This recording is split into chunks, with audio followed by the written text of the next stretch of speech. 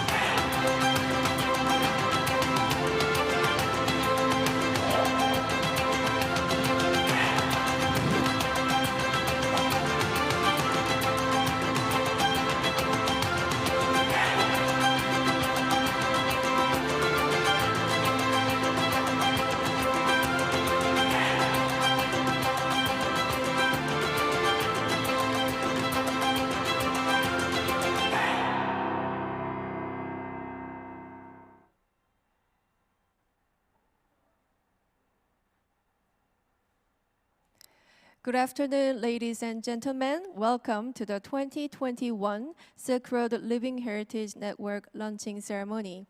My name is Hyunjin Choi, and I have been given the honor to be your MC for today's event. On behalf of the organizers, I'd like to sincerely thank you for joining us today despite your busy schedule. Today, we are officially launching the Silk Road Living Heritage Network, led by the UNESCO ICHCAP, IICAS, the KF, and Korea Central Asia Cooperative Forum Secretariat, in order to exchange information and raise awareness about the intangible cultural heritage in the Silk Road region, as well as to establish our cooperative partnerships among related organizations and experts, all for the sustainable development for the future. So we will start with the launching ceremony today, and after this ceremony, we will hold the Living Heritage Forum under the theme of promoting a culture of peace and facilitating sustainable development along the Silk Roads. Therefore, I'd like to ask for your continuous support and interest in this network, as well as today's event. So now, please let me introduce the distinguished guests who are here with us in this venue. First of all, we have His Excellency Ambassador Ramzi Teymurov of the Azerbaijan Embassy in Korea. Thank you. We have Deputy Ambassador Jokir Saidov of the Uzbekistan Embassy in Korea. Thank you very much. We have Mr. Razidov Komil, the head of the Law Treaty Department of MFA Uzbekistan. Thank you very much. We also have the First Secretary, Majid Ikbat of the Iranian Embassy in Korea. Thank you. And we have the First Secretary, Munira Sharifi of the Tajikistan Embassy in Korea. So he is on his way. So our first secretaries have attended on behalf of their ambassadors. And next, we have political advisor Daulet Iblev and economic advisor Timur Jaikov of Kazakhstan Embassy in Korea, who attended on behalf of their ambassador. Thank you very much for joining us today. And last but not least, we have Counselor Aybek Toktaba Lotov from the Embassy of Kyrgyzstan in Korea. Thank you very much once again for joining us despite your busy schedule. And now we will start the opening ceremony in earnest. First of all, Mr. Kim Gi-hyung, Director General of the UNESCO ICHCAP, who is the co-host and the head of the Network Secretariat, will deliver the opening remarks. So please welcome Director General Kim with a big round of applause.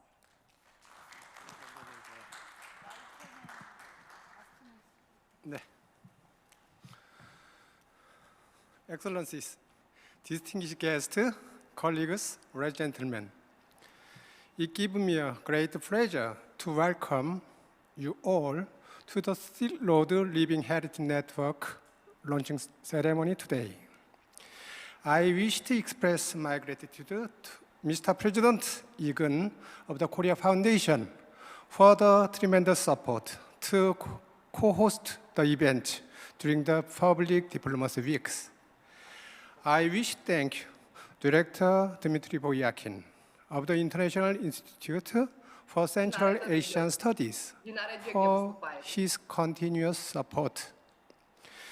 Despite the disruption throughout the COVID-19 pandemic, I'm delighted that we still have continued our strong cooperation to co-organize and co-host this important event today. I'm also extending profound thanks to the diplomatic missions from Azerbaijan, Kazakhstan, Kyrgyzstan, Uzbekistan, Tajikistan, and Iran Embassy in Korea for joining us today. Ladies and gentlemen, for over a decade, UNESCO ICHCAP and our partner organizations have carried out initiatives to strengthen the cooperation and networking amongst intangible cultural heritage-related institutes in promoting cultural diversity and contributing to sustaining the viability of intangible cultural heritage. The year, as we see how affected we are by the impact of the COVID-19 pandemic, may we remind ourselves that even before the pandemic, ICH safeguarding has always been a very challenging task. The importance of the inclusiveness through cooperation and solidarity has been brought to the fore during the pandemics. In this regard, Silk Road Living Heritage Network aimed to open windows of friendly engagement and add a splendid chapter to the endeavor of safeguarding ICH, focusing on information viability and awareness raising of the ICH along the Silk Road. Spanning thousands of miles and years across the vast steppes, deserts, and rough seas, the Silk Road embodies the spirit of peace and cooperation, openness, inclusiveness, and mutual benefit. Generation after generation, the Silk Road enabled people of various regions, race, and civilization to interact with and embrace each other with an open mind. This Silk Road spirit itself has become a great heritage to our history. ICH is also a transnational issue reaching a global scale as ICH found anywhere in the world belonging to humanity. So to take a courageous step in pursuing amplified cooperation, sound, in an economically globalized and culturally diversified world to build a network into a road for peace of culture. Therefore, the network is essential to forge partnerships of dialogue with no confrontation and of friendship. We should build an open platform of cooperation and uphold shared interest.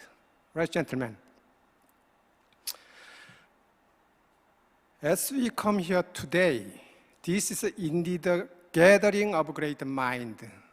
By engaging in complex exchange of views, I hope to contribute to pursuing the cooperation along the Silk Road in ICH safeguarding. To close, I sincerely thank you all for your participation. Thank you. Thank you very much. Thank you very much, Director General Gun, for your opening remarks. Please give him another big round of applause. Thank you very much, ladies and gentlemen. And now we will listen to two welcoming speeches. So we will have Dr. Lee Gun, the president of Korea Foundation, and Dr. Dmitry Voyakin, the director of IICAS, for welcoming speeches. And Director Voyakin will join us through video clip. So first of all, please welcome President Lee Gun of the Korea Foundation to the stage with a big round of applause.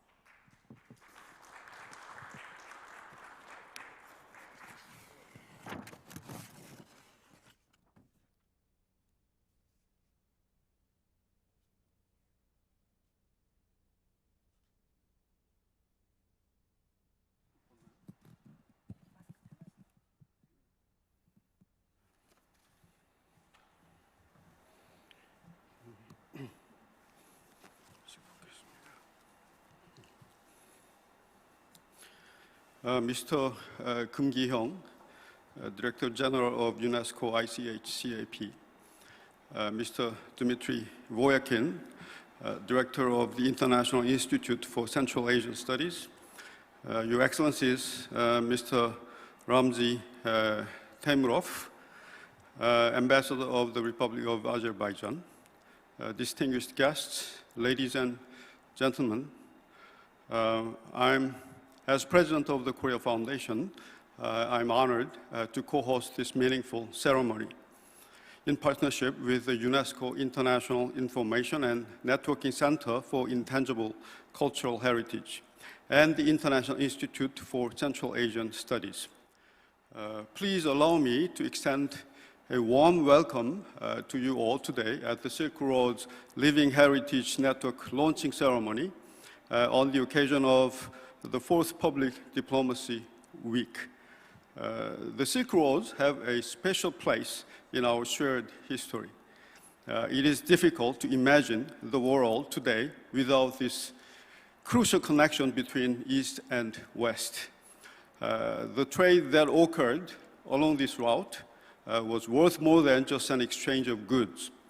Interactions resulted in the mixing of cultures, religions, and living heritage between different nations across a large part of the world.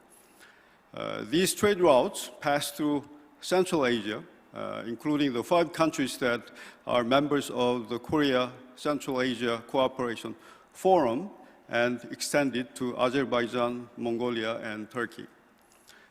This region of the world has its own significance in the spheres of geography, history, politics and diplomacy, culture, and more.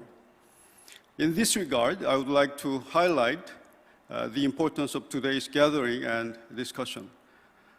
The network we establish here will no doubt prosper in the future, growing with the participation of other nations. As a public diplomacy organization, diversity is among the key values that the Korea Foundation promotes. This is precisely what the Silk Road Living Heritage Network is working to protect through today's discussion. From social diversity to the array of unique cultures and ideas that flowed along the Silk Roads, human civilization has been strengthened and enriched by our differences and our willingness to give and take. In this regard, preserving the living heritage of the global community is a valuable endeavor. Intangible cultural heritage needs our protection precisely because it is a vulnerable legacy. We cannot always see it and are unable to safeguard it in museums. This is why this network is so crucial. Our intangible heritage can vanish without our noticing it. To prevent this from happening, we must remain aware of these assets and keep them alive. Distinguished guests, colleagues, and friends, it is regrettable that due to the pandemic, we are only able to today to hold this event virtually.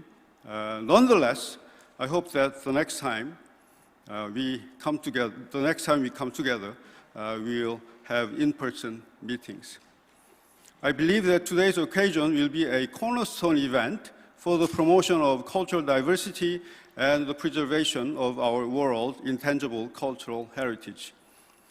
May today's talk and constructive discussion bring a great contribution to these goals as this very major turning point in our interconnected world.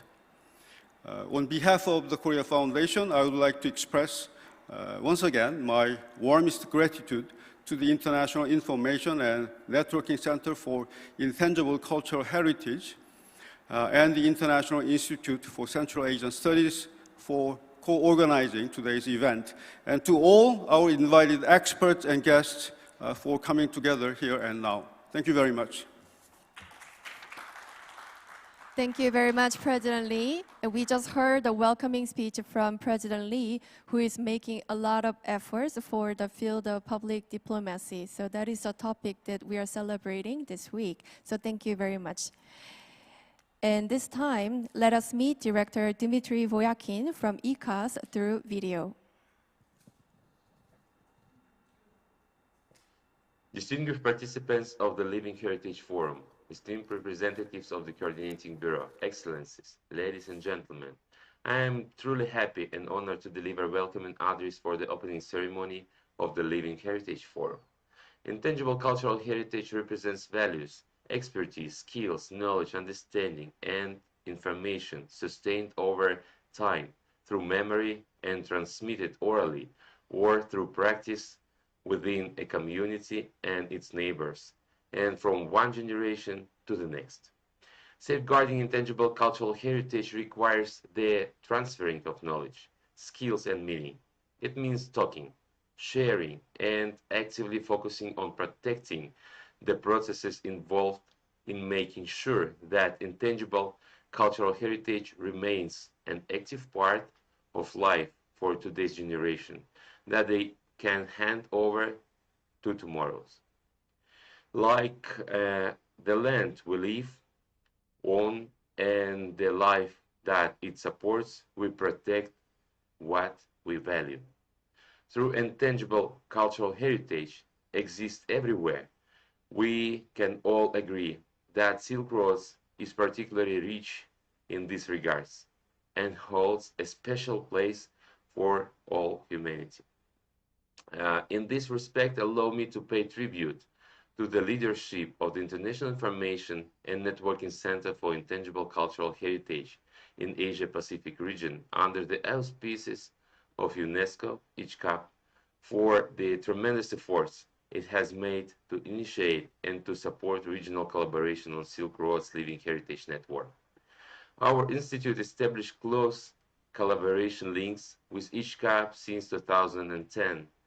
During the last 2 years, experts from 9 Silk Road countries have been working hand in hand with ICHCAP and our research institute in service studies on intangible cultural heritage festivals and handicrafts workshop. And the results is what you see, official launching of network. Silk Road countries are strong partners of 2003 UNESCO Convention for the Safeguarding of the Intangible Cultural Heritage. It is with this kind of strong involvement and participation of states, non-governmental organizations, experts, and of course, bearer communities that we can hope to make the network activities sustainable.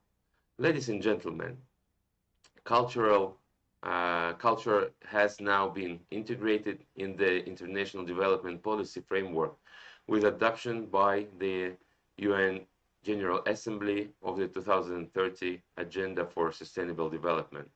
The achievement of this milestone is largely thanks to UNESCO advocacy efforts, and we should all be proud of this accomplishment.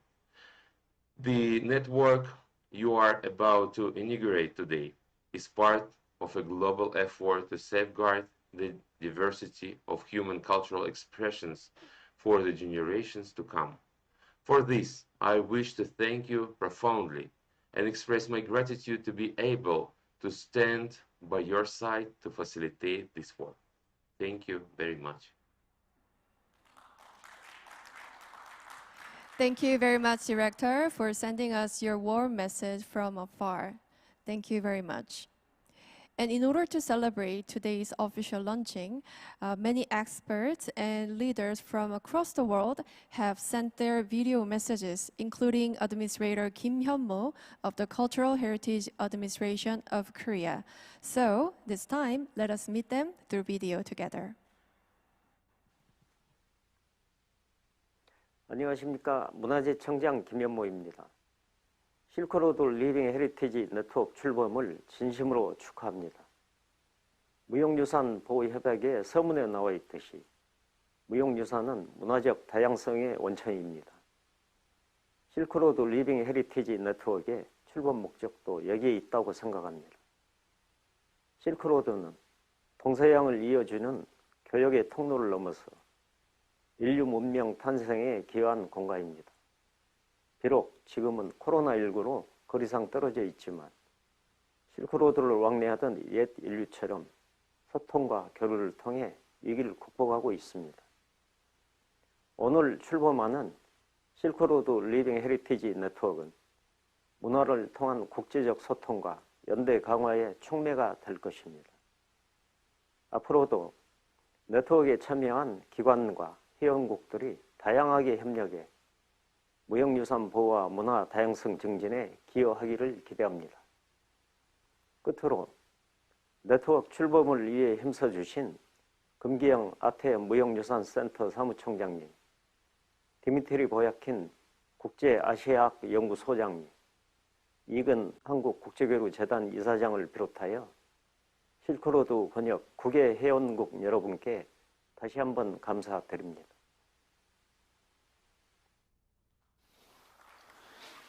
Уважаемые коллеги, от имени Международного центра сближения культур под эгидой ЮНЕСКО в Алма-Ате позвольте поприветствовать участников стратегической онлайн-встречи, посвященной созданию сети живого культурного наследия «Шелкового пути», инициаторами которой выступили Центр ICHCAP и Институт Мицаи.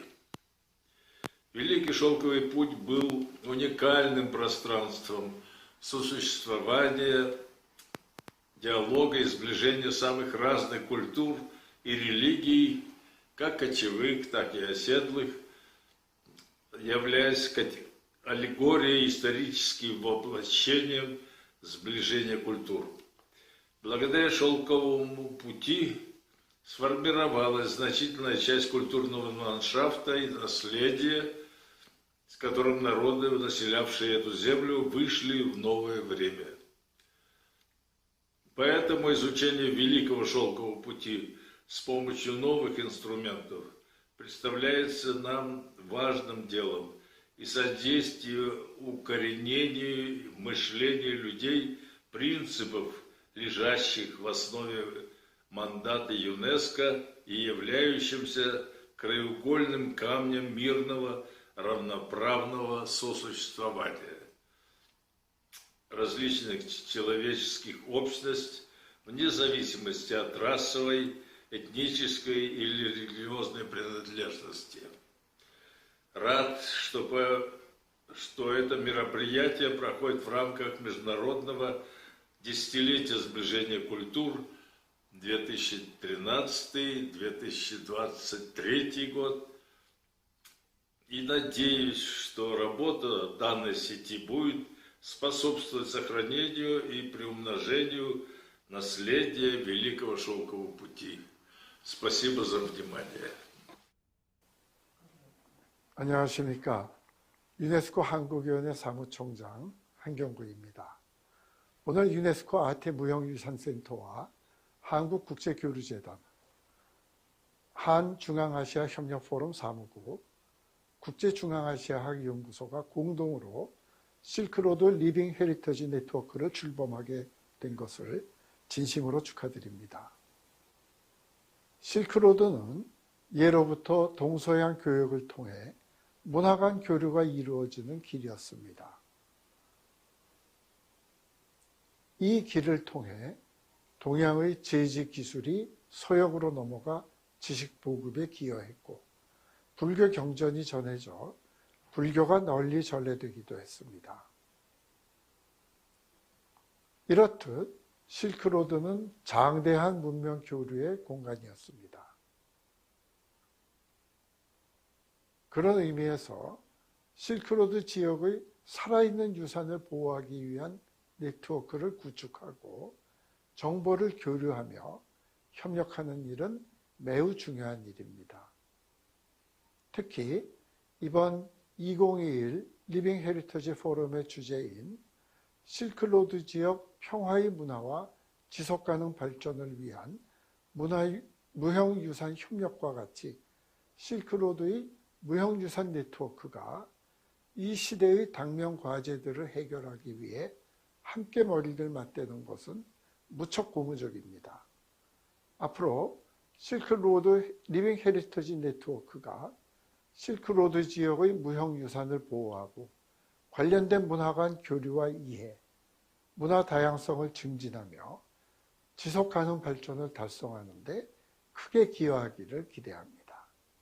감사합니다. 안녕하십니까. 무형문화재위원회 위원장 신탁근입니다. 코로나19로 어려운 상황 속에서도 2021년 실크로드 리빙 헤리테이지 네트워크 출범식을 개최하게 되어 진심으로 축하합니다. 이번 행사로 실크로드 지역 국가들과 대한민국이 무형유산의 보호를 위해 협력하는 기회가 되길 기대합니다. 오랜 역사를 가진 실크로드는 앞으로 역사, 문화, 지역적 특색에 맞는 문화유산 보호와 개선을 통해 활성화될 수 있습니다. 한국은 아리랑, 김치와 김장 문화, 그리고 한지와 같은 무형유산의 제도적 보호 노력을 1962년부터 시작하여 우리 사회의 귀중한 문화재 자원인 무형유산 보호와 공동체 역할 증진에 기여하였습니다. 앞으로 실크로드 리빙 헤리테이지 네트워크가 무형유산의 생명력 강화에 공동체 교류 활성화에 기여를 하기를 바랍니다. 아쉽게 비대면으로 인사드리지만 참석하시는 모든 분의 열정과 의지에 감사의 말씀을 드립니다. 여러분 모든 성공을 기원하는 바입니다. I'm Bibi Russell, founder Bibi Productions and UNESCO Artist for Peace. I'm so happy to be part of Silk Road Living Heritage Network. It's a wonderful initiative. I work in many countries, Latin America, Southeast Asia and Africa, but I did work with Central Asia. I did a little bit of work with Tajikistan, but I have spent my most wonderful 5 years with the Uzbekistan with their wonderful craftspeople, artisans. They are really, really magic. And they make adras, the best ikat, the best potteries, best embroideries, and the people, they always have a smile. Another thing in Uzbekistan, the people, they really care about the environment. You don't see they make pollution. So it's so wonderful. I just want to say to you, it's such a wonderful initiative to make people understand the heritage of and the culture and the Silk Road. What is it? And it's just, with all my work, I make sure I respect their human dignity, that's number one, and make sure they have a sustainable development and a better livelihood. 2021 is a year of creative economy. I think this is the year, though we had pandemic and lot of problems and things, but I think for the craftspeople, this is the year we can go step by step up again what we lost, during this last nearly 2 years. All my best wishes and everything for this program, which will be held opening on 28th October 2021. And thank you again, ICHCAP and UNESCO, for giving me this opportunity to speak. Thank you again. All the best. Love you all. 안녕하십니까. 저는 한국에서 유네스코 인류 무형문화유산인 기지시 줄다리기를 전송하고 있는 보유자 구자동입니다. 반갑습니다. 문화는 여러 다른 문화들과의 접촉과 만남을 통해서 진보하였습니다. 특히 실크로드는 세계의 동과 서를 이으면서 활발히 문화가 서로 교류하고 발전하는 데 크게 기여를 하였습니다. 제가 전송하고 있는 줄다리기는 서로 다른 사람들이 힘과 마음을 합쳐야 이길 수 있는 종목입니다. 이러한 줄다리기처럼 오늘 발족하는 실크로드 리빙 헤리티지 네트워크 역시 세계의 여러 무형유산들이 오늘날 서로 협력하고 소통하는 상호 발전의 장이 되기를 기원합니다. 다시 한번 실크로드 리빙 헤리티지 네트워크 발족을 진심으로 축하드리면서 인사를 마치겠습니다. 감사합니다. Thank you very much. So we just watched the many experts and leaders from the world who have sent very warm messages to us. And then they also wish good luck for the Silk Road Living Heritage Network. So thank you very much. And this time, Mr. Park Sung-yong, the Assistant Director General of the UNESCO ICHCAP, will share the progress report and the declaration. So please welcome Mr. Park to the stage.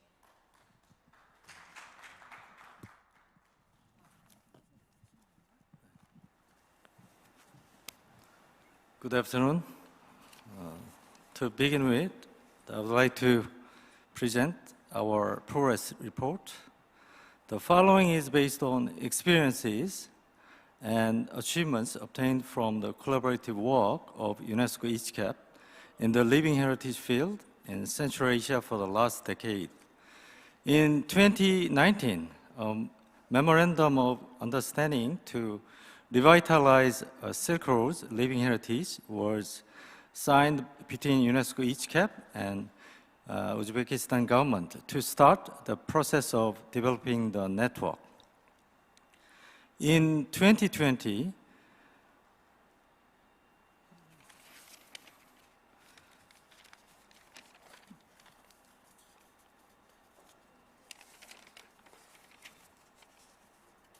next slide, please.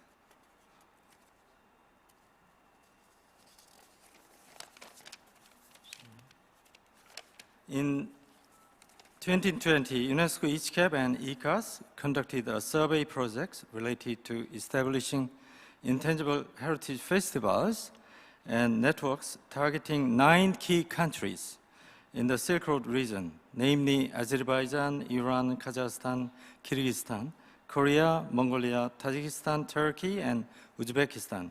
In the following year, a survey has been continued to expand the scope of networking to the handicraft workshops in the Silk Road region. In November 2020, UNESCO ICHCAP, IICAS, and KF Korea Central Asia Cooperation Forum Secretariat organized a Silk Road webinar and strategic meeting to discuss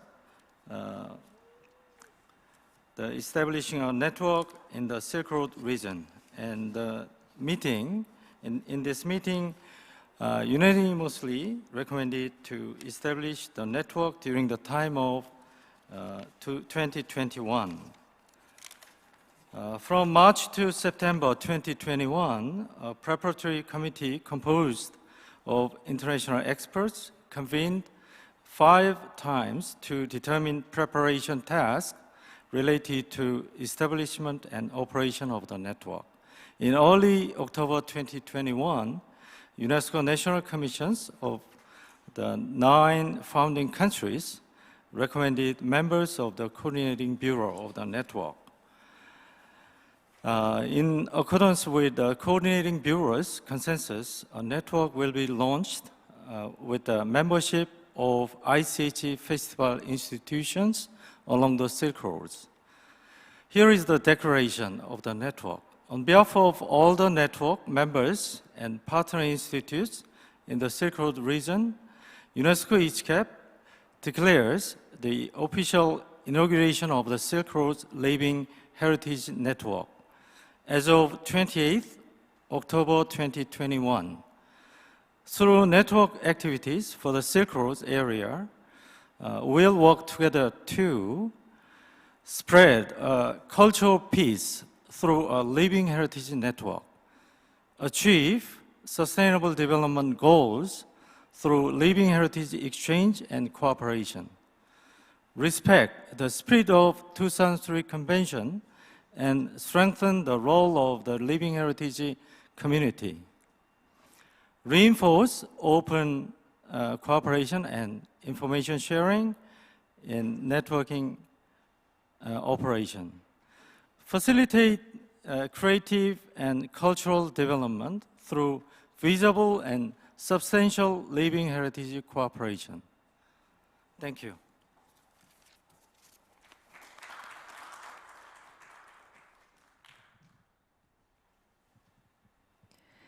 Thank you very much. And this time, we will proceed with the unveiling ceremony, which will be the highlight of today.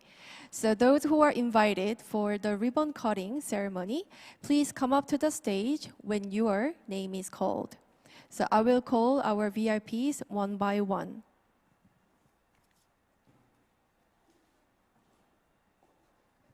First, Mr. Majid Nikbet, the first Secretary of the Embassy of Iran. Please come up to the stage. And second, Professor Oh Eun-kyung. Please come up to the stage. Third, Mr. Timur Jaikov, the Economic Advisor of the Embassy of Kazakhstan. Please come up to the stage. Fourth, His Excellency Ambassador Ramzi Teymurov. Please come up to the stage. Fifth, Dr. Lee Gun, the President of the Korea Foundation. Please come up to the stage. And sixth, Mr. Kim Gi-young, Director General of the UNESCO ICHCAP. Please come up to the stage. And seventh, Mr. Zakir Saidov, the Deputy Chief of Embassy of Uzbekistan. Please come up to the stage. And eighth, Mr. Aybek Tokhoto Bololov, the Counselor of the Embassy of Kyrgyzstan. Please come up to the stage. And ninth, Mr. Park Sung-yong, the Assistant Director General of the UNESCO ICHCAP. Please come up to the stage. And last but not least, Ms. Munira Sharifi, the First Secretary of the Embassy of Tajikistan. Please come up to the stage.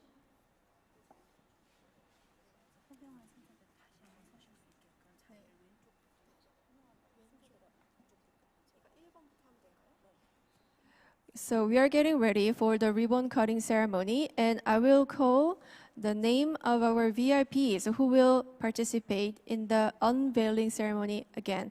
I will start from the left.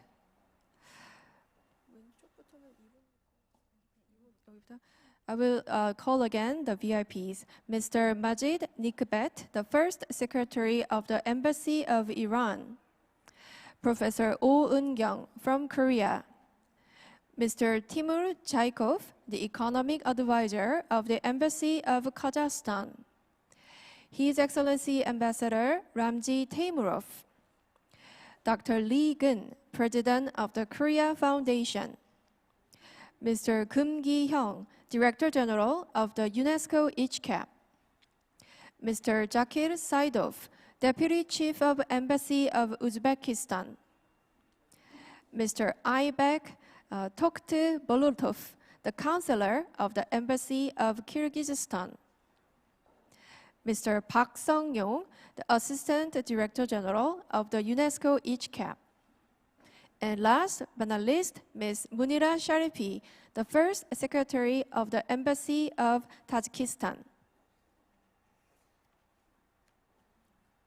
Thank you very much for your cooperation. And now we are ready for the official launching of Silk Road Living Heritage Network. So please cut the ribbon on the count of 3 together. So please get ready, and I will count to 3 for you. So 1, 2, 3. One more time. 1, 2, 3.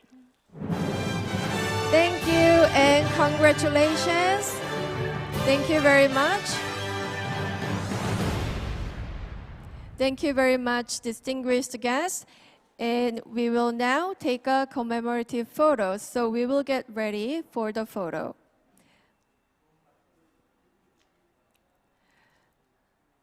So we will organize the stage again for a commemorative photo.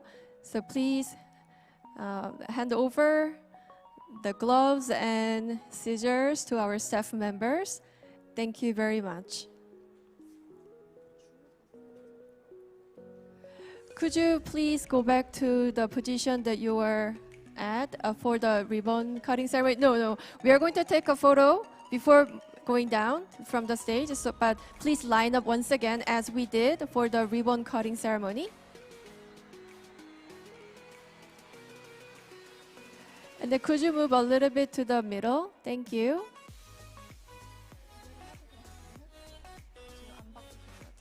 Okay, so we will now take a commemorative photo. So please face the cameras in front of you. So 1, 2, 3. 1, 2, 3. Even though we cannot see your beautiful smiles because of the mask, please, but still please smile for all of us. Thank you very much for your cooperation. Please join us for the photo.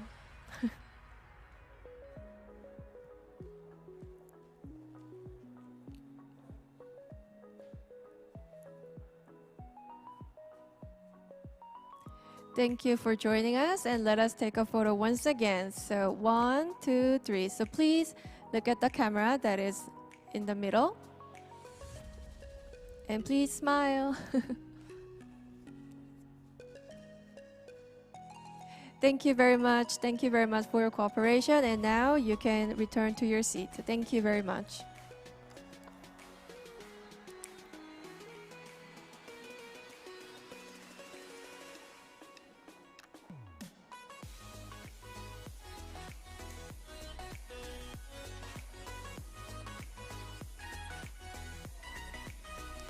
Thank you very much, ladies and gentlemen. This concludes the official launching ceremony of Silk Road's Living Heritage Network. And in a while, the Living Heritage Forum will be held from 2:30 p.m. to 5 p.m. in Korea time. So we will see you in a few minutes. Thank you very much.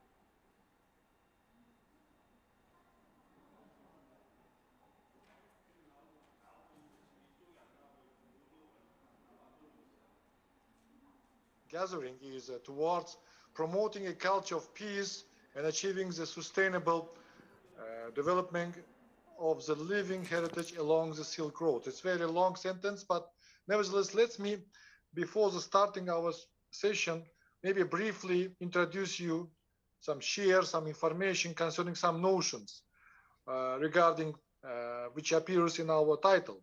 It is a culture of peace, sustainable development, and Silk Roads with regard of cooperation with UNESCO in particular.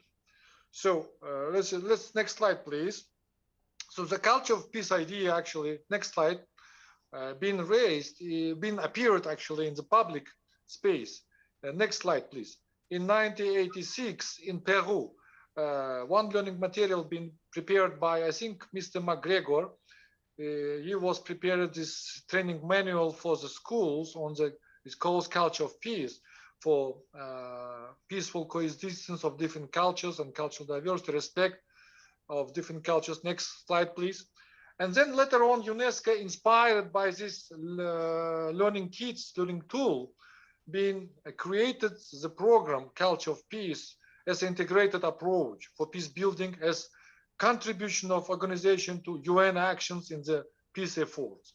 What was the peculiarities of this program? It is first of all the new way of looking to and thinking on problems, on cooperation across many levels of society and diverse organizations, in preventing the conflicts and promoting sustainable development. Next slide, please. So, and one of the documents which UNESCO adopted in 1998, actually I was one of the members of steering committee at that time, because I was one of the organizers of the solemn meeting of the 155th session of Executive Board in Tashkent, in the capital of Uzbekistan.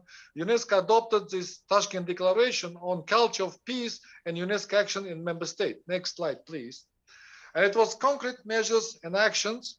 And from this document, UNESCO in 2000 adopted the Manifesto of Culture of Peace and global movement for culture of peace and non-violence been adopted in decisions of UNESCO General Conference and UN General Assembly.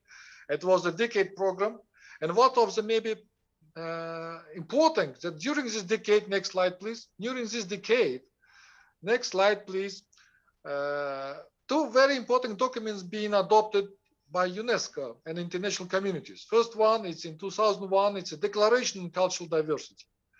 And second document, it is a UNESCO Convention on Safeguarding of Intangible Cultural Heritage. And the next keynote speaker, distinguished Janet Blake, she one of the also contributor to the elaboration of these legal documents, and we will hear more details from her. Later on, with support of initiatives of Kazakhstan, UNESCO and General Assembly adopted the international, they proclaimed 2010, it was end of the decade on global movement on culture of peace and non-violence. They adopted the proclaimed 2010 as International Year for Reapproachment of Cultures. Ladies and gentlemen, today in the morning session, we heard already the video congratulations and message from His Excellency Ambassador Olja Suleimanov. Actually, I remember sitting in the General Conference next to him, how he initiated this idea of reapproachment of cultures. And he is currently director of Category 2 Center in Almaty in Kazakhstan on International Center on the Reapproachment of Cultures. And this was like consolidating, I mean, it was the final year of the decade, and this document being adopted by UN General Assembly. Next slide, please.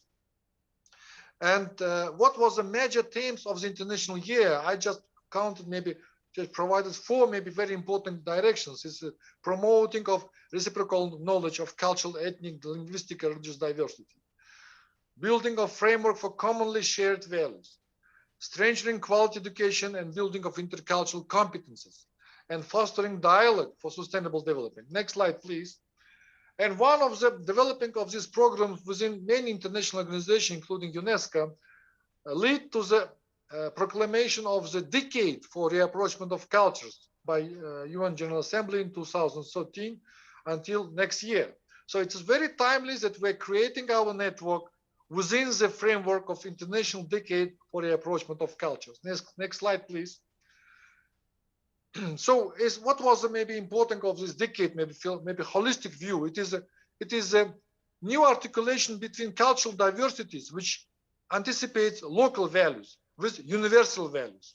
And the second, maybe very, very important, maybe trend tendency, it is implies of issue of the inclusive society, the human dignity, about the very important, like we are saying, global citizenship education. Like it's absolutely different approach for the development of human societies. So next slide, please. So, in 2015, during this decade, in 2015, UN General Assembly, with support of member states, with initiatives which come from member states, adopted the 17 Sustainable Development Goals. Next slide, please. I think most of you knows about these goals. So next slide, please. So this has been adopted by member states, and it is recognized. There are many, how can I say, different issues being reflected in the development goals. And it's one of them is the climate change, and others sanitary hygiene, poverty reduction, and quality education. So it is really very complex set of documents for all member states for developed and developing. So it is like the common background, common sense for everybody, for all countries, member states in the world. Next slide, please. So, and most important is that among other dimensions, the cultural dimensions been reiterated in the heart of the development policies. And it is, for us, it's very important that our network actually, it's how can I say, in some way, it's a contribution. It's a cultural dimension. It's a contribution to these sustainable development goals. Next slide, please. So, Silk Road program. The Silk Road program being initiated by UNESCO General Conference in 1987 at the 24th session of General Conference. And UNESCO launched the big decade program, integral study of the Silk Road, the road of dialogue within the UN decade on cultural development. And the purpose was to light on complex cultural interactions rising from the contacts between East and West, and I think it was really with a huge, big program during the 10 years. And currently, this program continues like Silk Road program or Silk Road online platform, which exists in UNESCO. Next slide, please. And one of the outcomes that the special new types of international organizations or institutions been created. For example, the institute which I am representing, IICAS, been created in 1995 as outcomes of the Silk Road program. Another institution in Ulaanbaatar in Mongolia, it is the International Institute for Study of Nomadic Civilizations. UNESCO as well as published 6 volumes book on history of civilization of Central Asia, particularly volume 4. Actually, in fact, it is 7 volumes because volume 4 consists of 2 books. Next slide, please. And there are synergy between 2 UNESCO conventions currently we are talking about. So we are mostly focused on intangible cultural heritage, but UNESCO exists in other conventions, 72, on tangible cultural heritage. And if you look to this table, there is a similarity and differences between implementation of 2 conventions with regard of our subject of our network. So, and in the tangible cultural heritage, there is a serial nomination coordinating committee. Now we're creating Silk Road Living Heritage Network here. So if the 72 convention mostly focus on protection of cultural and natural heritage properties, so we are focusing on intangible cultural heritage elements. If the heritage is a fundamental for sustainable development, in 72 convention, in 2003 convention, the cultural diversity is an important vector for sustainable development. Next slide, please. And what we're anticipating from this network, one of the examples could be if the network will promote multinational nominations. Currently, I'm showing you this document, which will be examined into next year, actually, by ICH Intergovernmental Committee. So you can see this set of documents which already been submitted by nomination files submitted by member states. But if you look to the member states who are submitted, actually it's the members of our network, most of them, almost the members of our network. So we are now ready to be, this network will promote this multinational nomination process. Next slide, please. And my last slide will be focused on that, on the point that even open-ended intergovernmental working group in UNESCO headquarters, which has been held in July this year, recommended that we have to simplify the procedure for extension of multinational nomination, bearing in mind the importance of consent of communities, groups, where applicable, individuals. So I think one of the maybe contribution of network could be in safeguarding of the ICH for sustainable development, and the culture of peace idea will comes from the idea of multinational nominations. So ladies and gentlemen, it's just my brief introduction to the session. Now, with great honor and pleasure, I would like to give the floor to the next keynote speakers. And I understood the next, by program, the next keynote speaker could be, we see another thing, our distinguished representative from the Islamic Republic of Iran, Professor Janet Blake, or Professor Hisuli. Mr. Hisuli, are you here?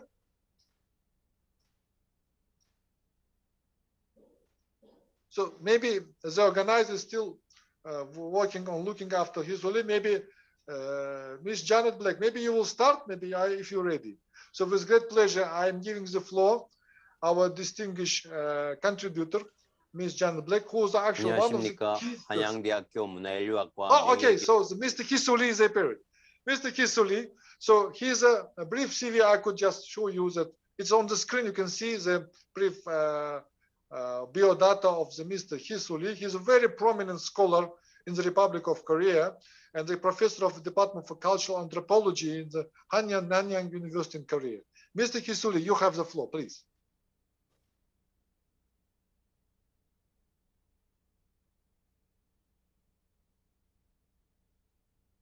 안녕하십니까. 한양대학교 문화인류학과 명예교수 이희수입니다. 오늘 실크로드 리빙 헤리티지 네트워크 출범식과 2021 리빙 헤리티지 포럼에서 기조발전을 맡게 되어서 큰 영광입니다. Toward promoting a culture of peace and achieving the sustainable development of the living heritage along the Silk Road라는 주제의 포럼은 너무나 중요하고 시의적절하다고 생각합니다. 아프가니스탄을 비롯해서 지금 여러 곳에서 종교와 이념의 차이로 인류 공동의 소중한 문화유산들이 파괴당하고 AI와 플랫폼 문화가 확산되는 오늘날 무형문화유산의 보존과 개성에서 새로운 차원의 접근이 절실히 요구되는 시점이기 때문입니다. 이런 점에서 실크로드 지역 간의 소통과 교류를 통해 오랫동안 공유하고 축적해온 공통의 문화유산을 통해서 진정한 평화의 문화를 뿌리내리게 하고 북방문화협력을 위한 실질적인 첫걸음을 내디딘 실크로드 리빙 헤리티지 네트워크 출범식을 진심으로 축하합니다. 그리고 그동안 결실을 위해서 노고와 열정을 쏟아오신 ICHCAP과 IICAS, ICAP 관계자들에게도 깊은 감사를 드립니다. 저는 실크로드 연구자로서 1990년 유네스코 본부에서 추천한 실크로드 대탐사의 한국 대표로 참석하면서 실크로드 현장에서 전 세계 전문가들과 의견을 나누는 소중한 기회를 가졌습니다. 실크로드에 산재한 소중한 문화유산들을 어떻게 발굴, 보존, 연구, 전승할 것인가를 고민하는 자리였습니다. 그 당시에도 기록 중심의 역사와 고고학, 또 농경 정주사회 관점의 문화인식, 유형문화 중심의 연구와 보존 문제를 넘어서서 실크로드를 관통하는 오아시스 도시문화와 유목전통, 그들이 일으켰던 이 무형문화유산의 발굴과 전승의 중요성에 대한 논의가 30여 년 전 제게는 퍽 인상적이었습니다. 인류의 폭넓은 삶에 깊은 영향을 끼치고 있는 민요, 신화, 전승, 의례, 또 축제, 놀이, 민간신앙, 구비문학 같은 소중한 유산의 발굴과 비교 연구의 중요성을 깨닫는 계기가 되었습니다. 그리고 이런 작업은 실크로드 지역 민족들 간의 진정한 소통과 협력의 틀 속에서 가능한 일이었습니다. 그렇지만 실상은 이 협업은 양자간이거나 지역적 수준에 머무는 경우가 많았습니다. 이제 그간의 노력들을 총체적으로 결집해서 단단한 국제 네트워크를 구축하고 관련 연구자들을 총망라해서 체계적이고 지속 가능한 무형문화유산의 발굴과 보존, 비교 연구와 전승, 나아가 세대를 이어가는 프로그램을 접하게 되어 누구보다 기쁘고 절대적인 성원을 보내고 싶습니다. 이제는 기록의 역사 못지않게 기억의 역사가 강조되어야 한다고 생각합니다. 기술, 장인 정신, 열정이 구체적으로 표현된 가시적인 유형문화유산의 가치는 우리가 잘 알고 있습니다. 그리고 표현된 예술적 영감과 미학적 구도, 양식, 기법, 교류 등은 실크로드 미술사 분야에서 최근 괄목할 만한 연구 성과를 이루어내고 있습니다. 그렇지만 상대적으로 인류의 가슴과 생각, 정신과 영혼, 전통과 관행 속에 깊숙이 품어져 있는 무형문화유산은 상대적으로 접촉하기가 어려웠던 게 사실입니다. 그 결과 면면이 흐르고 있는 서로의 공통분모나 영향을 주고받았던 교류의 흔적들은 아직은 제대로 밝혀지지 않은 상태인 것 같습니다. 한국의 예만 보더라도 신라시대의 실크로드 음악과 기회를 소개한 최치훈의 향약 자병 오수에는 다양한 호탄 지방의 탈춤인 월전, 또 여러 개의 공을 동시에 공중에 던지는 기회인 검환, 또 중앙아시아 쿠차 지방의 사자춤인 사녜 등이 한국에 소개돼서 한국 문화의 일부로 이미 단단하게 자리를 잡고 있습니다. 최근에는 지난 10여 년간 한국과 이란 공동연구팀들이 쿠시나메라는 고대 페르시아 서사시를 발굴해서 이를 번역, 해독, 문화 콘텐츠화하는 작업을 하고 있습니다. 쿠시나메라는 서사시에는 놀랍게도 사산조 페르시아가 멸망하고 페르시아 왕자 일행이 실코드를 따라서 동쪽으로 디아스포라를 감행해서 중국 동쪽을 거쳐 한반도의 신라에 망명하는 사실을 전하고 있습니다. 페르시아 왕자는 신라 사회에 크게 기여하고 신라 공주와 결혼해서 안착해 살고 있다가 고토 회복을 위해서 바다 실코드를 따라서 페르시아로 돌아가는 흥미로운 스토리를 전하고 있습니다. 실크로드의 동쪽, 서쪽 끝인 이란과 한국 사이에 이미 1500년 전 일어났던 이 감동적 러브 스토리는 그 자체로 수많은 작품의 소재가 되고 있습니다. 이미 무용이나 애니메이션, 소설, 동화, 무용곡으로 제작되었고 발레, 오페라, 다큐멘터리, 드라마 영역으로 확대해 나가고 있는 과정에 있습니다. 또 다른 흥미로운 얘기는 한국의 전래동화 바보온달에 대한 얘기입니다. 여기에 대한 새로운 접근이 이루어지고 있습니다. 온달이 우즈베키스탄 사마르칸드에 소재했던 고대 소고디아나 왕국의 왕실 과족과 관련이 있다는 연구가 바로 그것입니다. 연구가 좀 더 진척되면 이런 전래동화를 실크로드 공통문화유산으로 다듬어가는 작업도 필요해 보입니다. 그리고 몽골과 중앙아시아의 매사냥과 매사육 문화는 이미 한국의 고려말 조선초 한반도에서 널리 퍼져 있었다는 기록도 보입니다.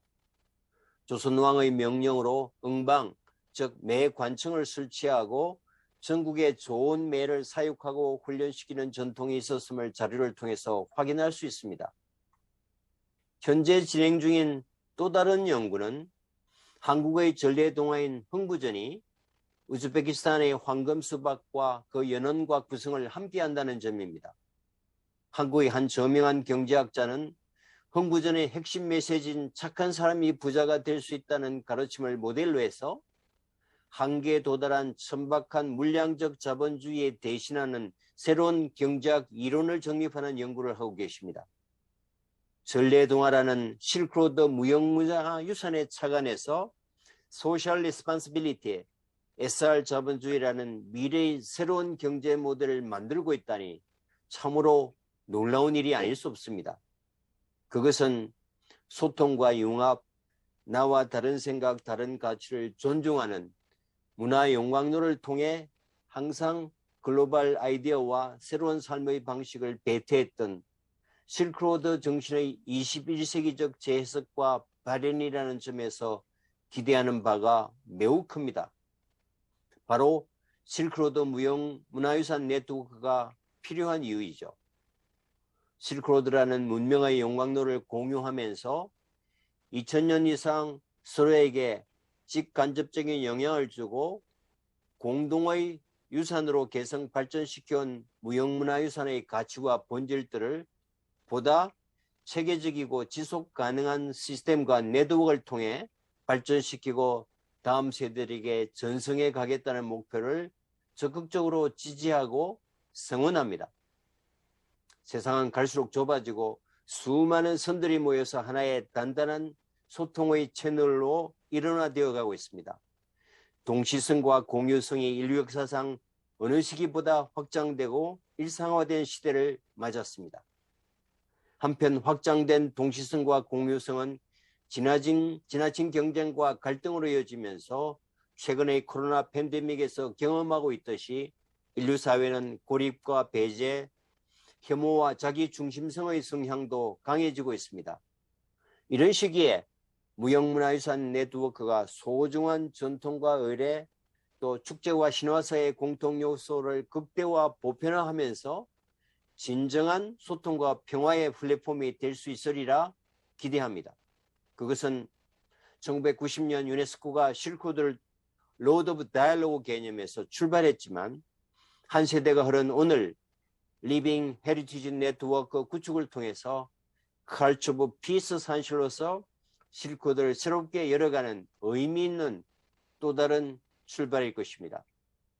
나아가서 리빙 헤리티지 네트워크가 일반 주민들의 일상적 삶 속에 진하게 녹아있는 무형문화유산의 진정한 가치와 의미를 다음 세대들에게 더욱 발전적으로 전승할 수 있는 플랫폼이 되기를 진심으로 고대합니다. 감사합니다.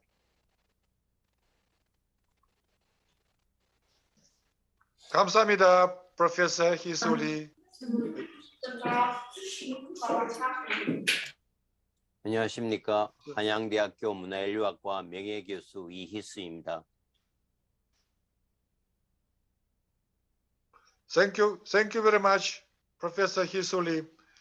Ladies and gentlemen, we have the second keynote speaker, whom I would like to introduce. It's a Miss already mentioned in my presentation already.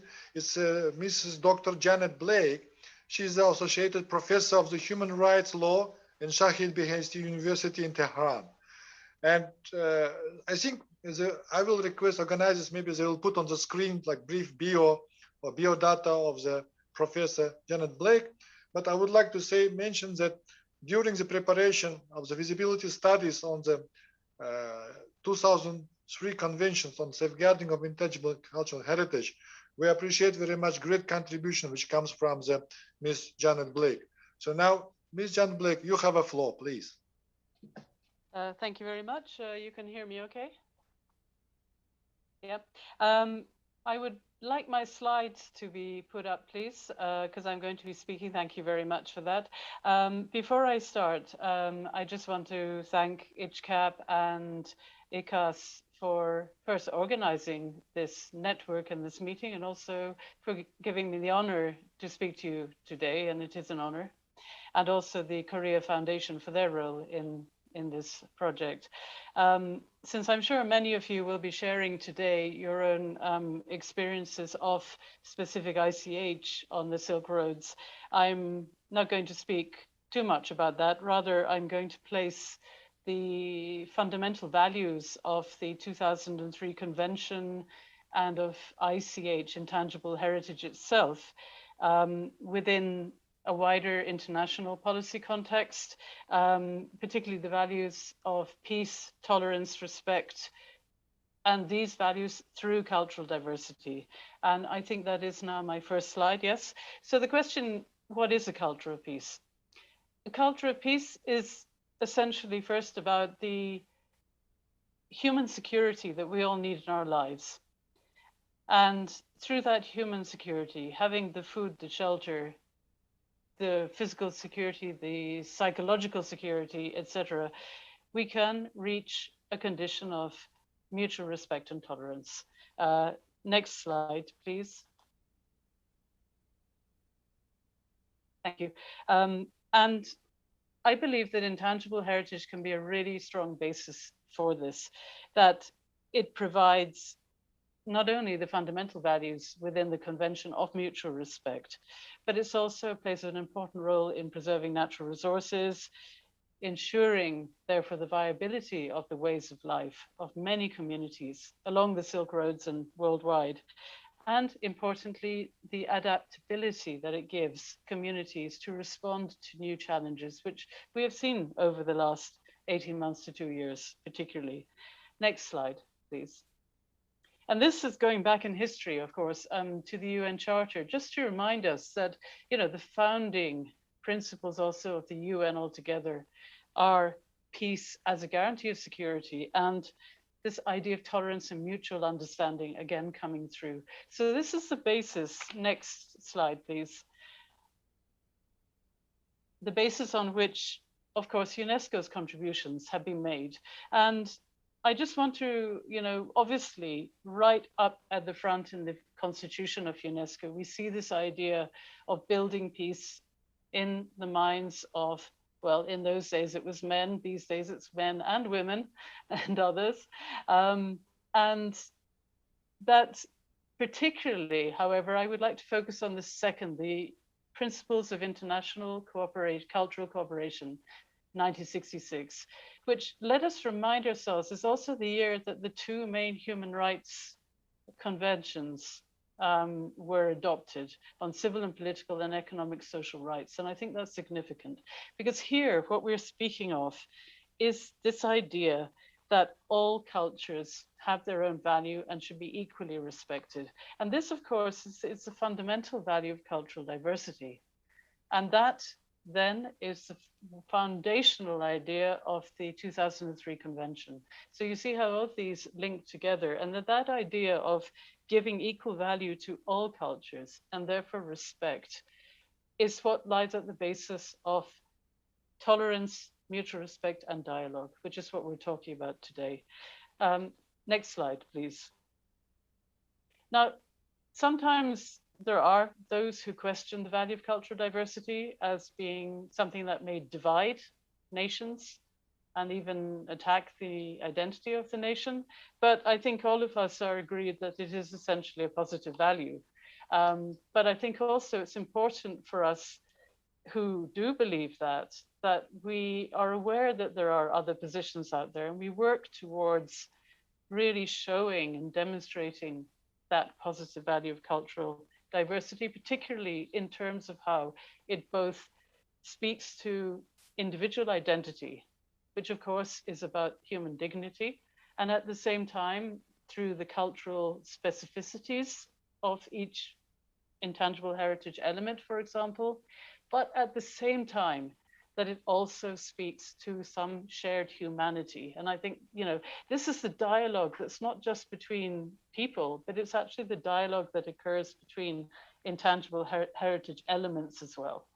That shared humanity that comes through understanding the worldwide diversity of cultural expressions, which the 2003 convention has at its heart. Next slide, please. And of course, if we're speaking of a dialogue between cultures, and here let me also just take the opportunity to remind ourselves that in 2001, it was President Khatami of Iran who proposed the dialogue of civilizations idea. And I think it's not without some connection to the Silk Roads that Iran should have put that position forward, to do with Iran's historical experience of living, you know, right pretty much slap bang in the middle of the Silk Roads, and being a culture that has absorbed so much from other cultures and gained a lot of strength from that. And so, you know, dialogue, it's important, but it's also important the nature of the dialogue, that this is a dialogue among equals, coming back to the previous slide of the principles of cultural cooperation. Each culture has its dignity and its value, and we accord an equal value and dignity to each. And if we meet in those terms, we can have this dialogue and this engagement, which I believe is what has happened over centuries and even millennia along the Silk Roads, which is why it's such a powerful form of intercultural dialogue. Next slide, please. With regard to the intangible cultural heritage and where it fits within this picture on the Silk Roads network, we remind ourselves, I'm not sure, it's the next slide I need, please. I can't really see what slide that looks like it, yes. This is an excerpt from the definition that's in the 2003 convention, to remind ourselves that one of the core ideas here is that intangible heritage is very much the response of communities and individuals to the circumstances that they live in, whether they're environmental, physical, environmental, whether they're political, economic, social, cultural, religious, etc. And I think that what we see then from the common experience on the Silk Roads is that many different communities have found both similar responses to possibly similar challenges, but also their own different specific responses to, which is the strength of that heritage. And therefore there has been constantly the sharing of experience where there's that recognition we have the same challenges and we have our own ways of dealing with them, and we can learn from each other on that. Next slide, please. And this is exactly what you've already seen, so I won't go through it, but just to remind ourselves that, obviously the positive in this is that it brings both at the state level, the nations together, and at the same time, and this is important to remember, it also brings communities together, and it recognizes their shared heritage across international borders. And of course, therefore, it can be a powerful basis for mutual respect at different levels. However, I think we should also remember that these can be excluding too. And again, this warning, I think that we should always bear in mind the importance of being as inclusive as possible with regard to this intercultural dialogue. I take as an example that many years ago now, I first encountered who was for me then Hoxha Nasreddin in Turkey, and I've seen his statue in the city of Konya. And much later than that, I have encountered Mullah Nasreddin in Iran. And I can promise you he's a big thing here. But I notice at the moment, yet Iran is not a member of that particular nomination.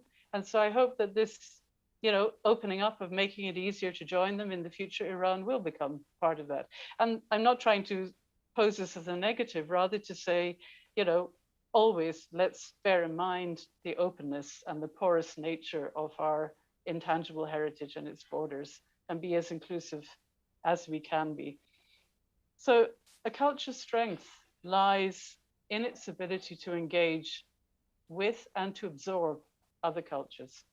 The stronger a base culture is, the stronger it is in doing that. And I think the cultures along the Silk Roads have really proven that over, as I say, centuries. Now, I'm going to finish just by looking at 3 examples of how, we've seen the know-how and the technology that have traveled across the Silk Roads, and in some cases in different directions. I mean, the same knowledge has moved in different directions and has gathered new ideas and innovations along the way. And that, we really do need to understand the spirit of intellectual cross-fertilization that has occurred and continues to occur. And I think that's also important, not to see it as a static historical fact, but rather as a contemporary reality, in the same way that what was called intangible cultural heritage in the 2003 convention is now increasingly becoming known as living heritage. And it's worth just briefly unpicking that idea. living heritage, in other words, traditions that have been passed through a number of generations to today, but that continue to have a contemporary relevance today, and that may well undergo changes, evolutions over time to respond to new circumstances. For example, obvious ones are where today, there's much more equality of the sexes in society, which means that many elements that previously were, in many cases, only practiced by men are now practiced by both men and women. And there are a number of examples around the world there, where the intangible heritage, the living heritage, responds to new realities. But just briefly, if I can, and this is just a few examples, and I'm sure you are greater experts than I am on this anyway, so I won't spend time. The next slide, please. So here we are, glass making, and this is such an interesting one, that the knowledge of glass making is said to have actually developed in Mesopotamia, modern Iraq area, in around 3500 BC. Later, it was found in Iran. And by the way, we have a marvelous museum in Tehran of glassware if you ever come. And then it moved in one direction, it moved east towards China, but also towards Rome. And of course, we have the wonderful glass making in Venice and those regions of Italy, which from the 14th century was a major economic resource there. The next slide. Movable print, which began its life in China in the 11th century AD, and it spread to Europe somewhere around the 14th to 15th centuries. And of course, this fascinates me, is how movable print and the technology that then was added to and developed further in Germany became the basis for major intellectual revolutions in Europe, including the Protestant Revolution. And therefore, we see how a Chinese invention had such an influence on intellectual movements that happened in Europe that then have come back and influenced other parts of the world again. And lastly, the last slide, well, actually second last slide, sorry. Again, the blue and white, the previous one, sorry. The blue and white ceramics, these fascinate me too, because again, they're movement. They started, I think, in, again, this sort of Iraq area, and the blue itself is from the region of Iran, Iraq, and so on. But of course, it reached on the one hand a very high level in China and in a high level in the Netherlands. And so again, we have this wonderful example of where this technology and know-how has spread in different directions and has become the identity of the Netherlands in many ways. If you ever fly with KLM, you'll understand that. And lastly, sorry, now the last slide. Of course, how can I not finish with what I would call Nowruz? I know that many of you have different names for it, because this is one of the two multinational elements which has a high number of member countries and spreading a huge geographical region from Afghanistan, Azerbaijan, India, Iran, Iraq, Kazakhstan, Kyrgyzstan, Uzbekistan, Pakistan, Tajikistan, Turkmenistan, and Turkey. And so again, it's, I think, the classic example of ICH on the Silk Roads and what we can do when we recognize our common humanity and come together. Thank you very much. Thank you very much, distinguished Professor Janet Blake. Ladies and gentlemen, I would like, on your behalf, I would like once more again to express our deep thanks to both our distinguished professors, Mr. Hee Soo Lee and Ms. Janet Blake. Indeed, I mean, in both presentations, we've seen some examples actually from manuscripts, some epics, from tales, from handicrafts, how it's important this promotion of cultural diversity. At the same time, there's some cultural encounters in the different fields of cultural expressions. Indeed, Ms. Janet Blake, you remember in my presentation, I mentioned about these multinational nominations. This is a challenge because we could now adding more countries to this network. I remember when I was chairing meeting in Tehran on Nowruz, it was only 7 countries at that time. Now we have 12. So it is like network what we're considering. It's a good opportunity for member states for cooperate to be together, as you rightly mentioned. So we are different cultural peculiarities in traditions, in rituals, but most important, the values which actually ICH is one of the important in terms of the values, as you mentioned, values of tolerance, values of respect, values of the relations between generations. So I think it is very important. Therefore, thank you very much for your contribution and for your untiring work in this field and promotion of ICH. Thank you very much indeed. And ladies and gentlemen, now with great pleasure, I would like to give the floor to Master of Ceremony. I think the Master of Ceremony should introduce our main moderator of our meeting, distinguished representative from the UNESCO, Mr. Alexandros Makarigakis, but I don't see the Master of Ceremony. Is it somebody from Master of Ceremony will just take the channel from me? Nobody from Master of Ceremony? Because I could do it, Master of Ceremony, if you like it. And with great honor and pleasure, I would like to briefly introduce our distinguished moderator. Dear Mr. Alisher, could you just wait a bit? This is Secretary Nonis. Yes. So actually, thank you very much for your presentation, and then thank you very much for the keynote speech for 2 people. And then actually, we will hand over the microphone to the MC, to the Secretariat floor, and then after excellent. Thank you. Thank you. Thank you very much. Thank you very much, Director, as well as the professors. That was amazing presentations. So next, we will invite Mr. Alexandros Makarigakis, who is the head of UNESCO's Tashkent office, as a moderator of the overall forum.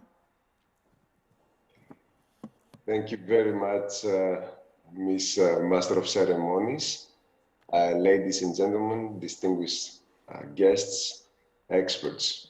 We're going to start now the second part of our session, which will be comprising into 3 subsessions.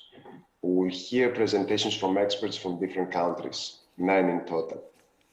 I will ask all presenters, as we're running more than 45 minutes late, to be brief and to the point, and to please not surpass the time allocated for them, which is 7 minutes. Following the presentations of the first 3 presenters, we will have a very quick Q&A. I will ask 2 common questions to the 3 presenters, inviting them to respond to the questions, and then we will continue with the next subsection. Having said that, and in order to not waste any more time, I would like to call upon our first expert, who is no other but Mr. Jahangir Selimkhanov, who is the head of International Relations Department at the Azerbaijan National Conservatoire.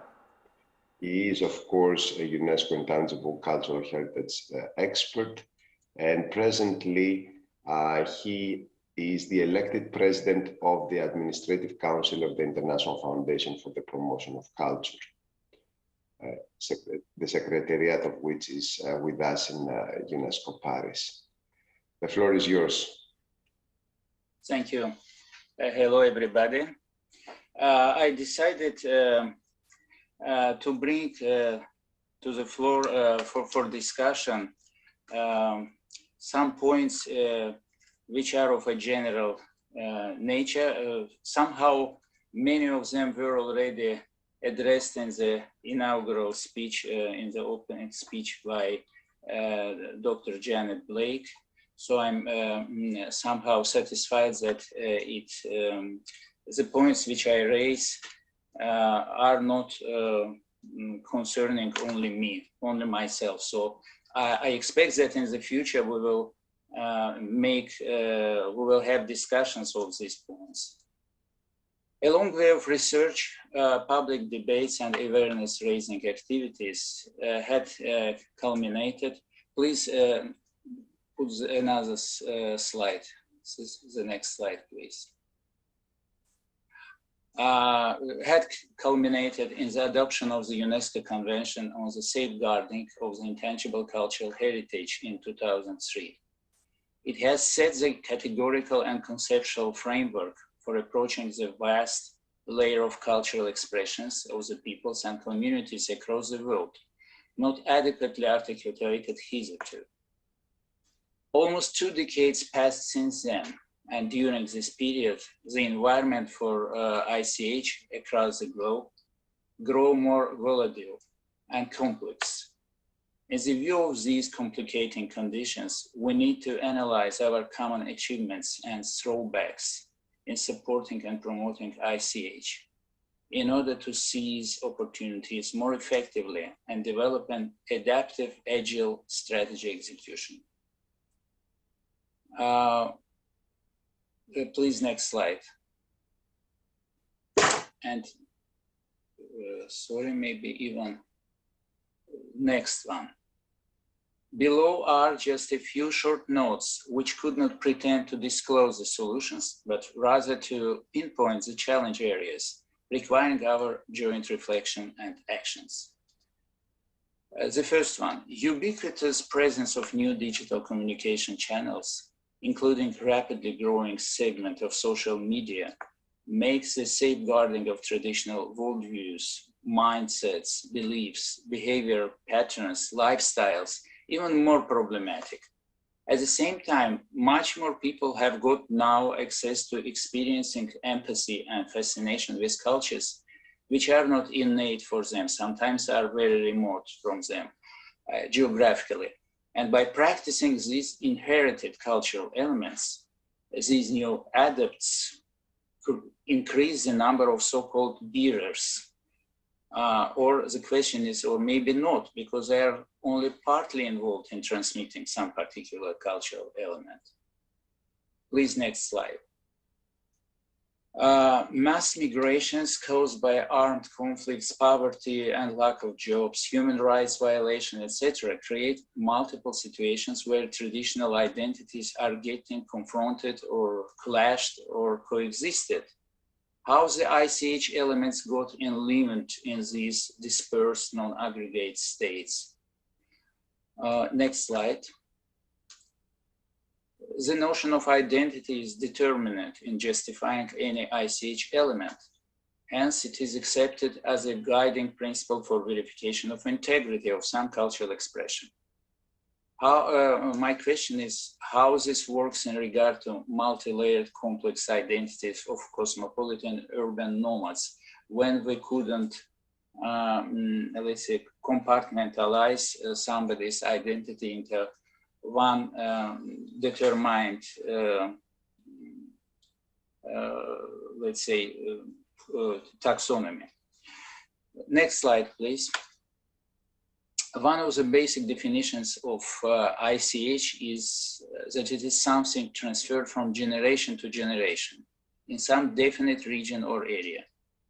And it raises a question, doesn't it creating some tension between, on one side, isolated and strict taxonomies like location, community, long tradition, lasting for at least a few generations. And on the other hand, the curiosity towards other cultures, participation, compassion, appropriation, exchange, cross-fertilization, and even a more recent phenomenon, which is at least marked as such, is hybrid and symbiotic cultural forms, which are the basic elements of the mechanism of cultural production and transmission. And in a way, the preconditions of constant reproduction of the cultural heritage. In my opinion, the Silk Road is perhaps the boldest cultural metaphor and strongest persuasive argument in the discussion about the ways of keeping the heritage alive. And we should masterly apply this framework for a new rise of cross-border appreciation and collaboration in reproducing ICH manifestations in all their multitude of forms. And the last slide, the above runaway notes are pronounced here to remind our newly established professional community about necessity to rethink the basic provisions in the current social cultural realms and to invite everybody to an invigorating discussion. Thank you.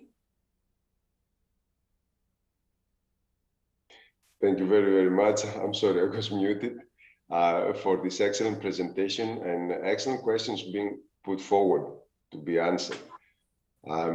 Due to the time limitation, I'm sorry, I'm going to be relatively very brief, and I will go to our next presenter, who's coming from Uzbekistan, Mr. Saeed Asfal Malakhanov, who is the Deputy Secretary General of the National Commission of Uzbekistan for UNESCO, who has worked in his studies basically focusing on Oriental studies, right? And he has been working with the National Commission since 2002 and had a very active role actually on the cooperative projects regarding the cultural heritage, intangible cultural heritage.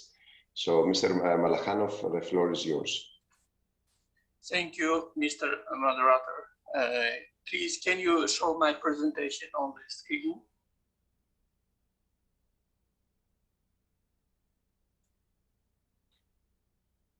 Could we have the organizers? Okay, thank you.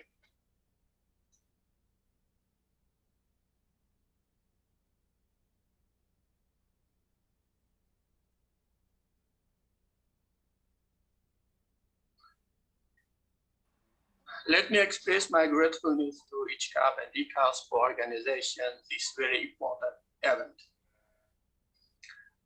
The outcome document of the 2010 MDG Summit of the United Nations General Assembly, published 10 years after the Millennium Declaration, emphasized the importance of culture and development and its contribution to the achievement of the Millennium Development Goals.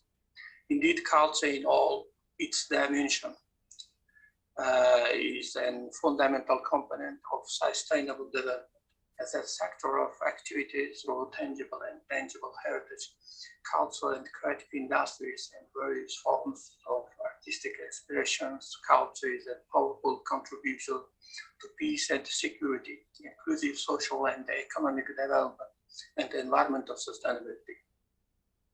Due to the time limitation, I will not read fully the text that is displayed in my presentation. Next slide, please.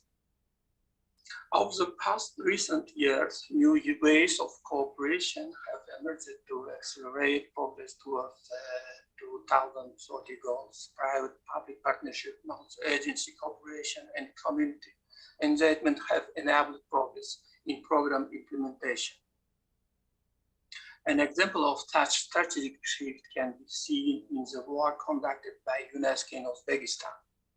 UNESCO and Uzbekistan renewed their cooperation through a mutual programmatic action plan for 2018 and 2021 during President Mirziyoyev's visit to UNESCO headquarters in October 2018. The first such agreement in 20 years. UNESCO is currently reinforcing its cooperation with Uzbekistan, especially on systematic education reform and the preservation of heritage. Next slide, please. In line with SDG 4 on quality education, UNESCO launched in July 2020 the project Skills Development for Employability in Rural Areas of Uzbekistan, funded by the European Union in total amount of 9,600,000 euro. The aim of this 4-year project is to enhance living standards in rural areas through better employability and to prepare women and men with the relevant skills for the needs of sustainable diversified and modernized agriculture. Next slide, please. So regarding all the intangible cultural heritage regulated by the state program on the intangible cultural heritage regarding together with the law of the Republic of Tajikistan. Next slide. Goals and objectives of the state program that cover urgent issues related with inventory and transmission of ICH elements for the future generation can be seen in this slide. Next slide, please. Following to the Articles 11 and 15 of the 2003 UNESCO Convention, there are mainly nationwide NGOs which are involved in the process of safeguarding of ICH, such as the Center of Popularization of Culture and Art Living Heritage, Alton Mirrors Golden Heritage Foundation, Art and Culture Development Foundation, Hunermand Artisan Association, Union of Composers, Uzbek Raqs, Uzbek Dance Association, and many others. Next slide, please.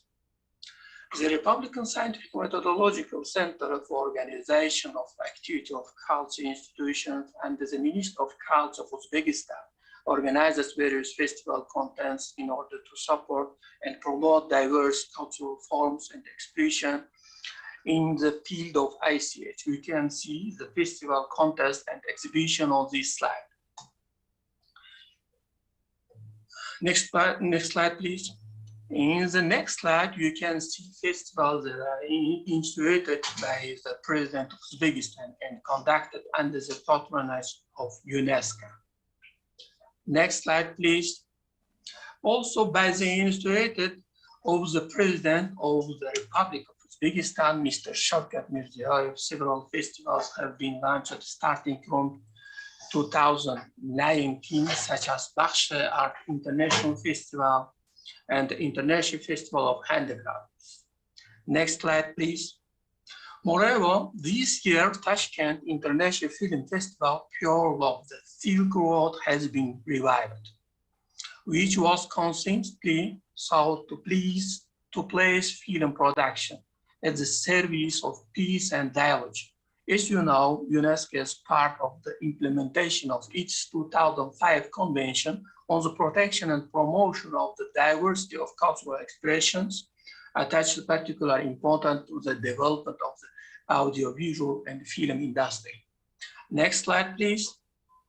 It is also should be noted that according to the degrees of the President of Uzbekistan, it's planned to be organized several international events dedicated to safeguarding and promotion of ICH of Uzbekistan, organizing International Forum of Ceramists in Rishton, organizing International Festival of Lazgi district in Paris, organizing International Festival of Gold Embroidery and Jewelry in Bukhara.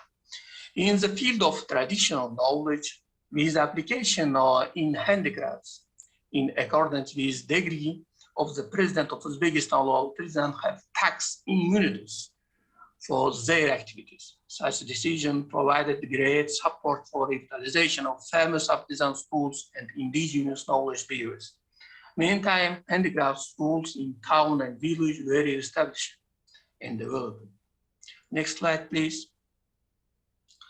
There are 5,200 clubs in ICH are functioning within the structure of the Ministry of Public Education of Uzbekistan as non-formal learning centers.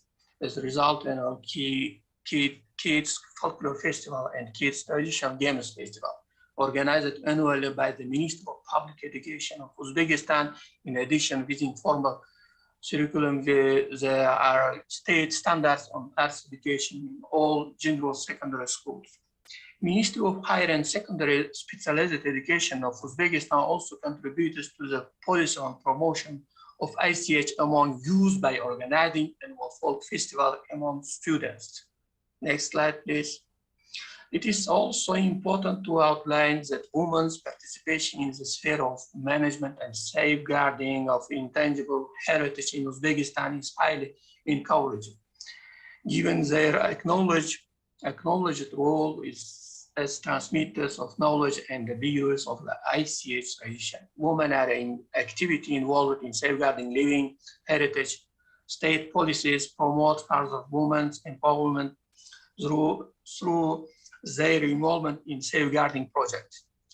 Numerous social rituals, especially family ceremonies, traditional dances and folklore songs, craftsmanship are transmitted from generation to generation, mainly about women.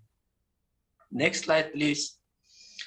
Republican Scientific Methodological Center for Organization of Activities of Culture institution is responsible for maintaining and updating ICH inventory list of Uzbekistan in the scientific studies on ICH inventory making project implemented by several organizations, such as Nawawi Institute of Literature and Language of the Academy of Science of Uzbekistan, Institute of Fine Arts of the Academy of Science of Uzbekistan, Uzbekistan State Institute of Arts and Culture, Uzbekistan State Conservatory, and many others. It also should be noted that with support of the National Commission of Uzbekistan for UNESCO, the ICH Documentation Center was established at the Republican Scientific Methodological Center for Organization of Activity of Cultural Institution. Thank you very much for your attention. Thank you very much, Mr. Malakhanov, for your presentation. And Malakhanov, I'm sorry for your presentation. Now we're going to move to our third and last speaker for this section from Kazakhstan, who is no other than Ms. Balzin Salikova. Yes, I'm here. Who has a mix of degrees. She started mainly on the English language, and then she moved into technical sciences. And she's right now appointed as the head of international cooperation in the Bologna Post Division at the Baikonurov University. Ms. Salikova, the floor is yours. Thank you so much. Thank you so much. So I really appreciate this opportunity to participate in such a great event. So thank you so much to ICHCAP and IICAS for this incredible event. So now I'm going to present you Kazakhstan practice of local festivals on the Great Silk Road.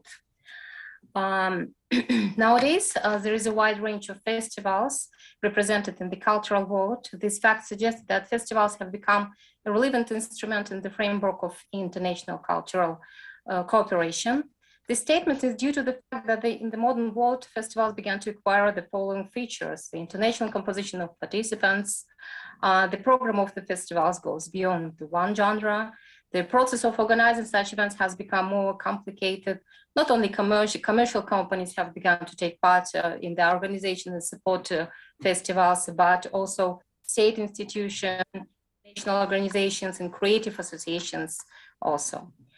The impact of festivals events on the development of creative communication is also becoming apparent.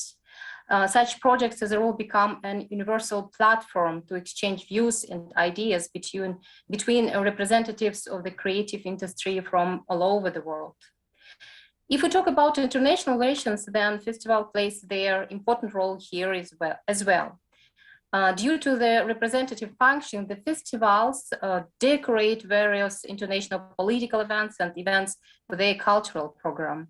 Of course, festivals exist as well as an independent form of cultural exchange, which is carried out both at all levels.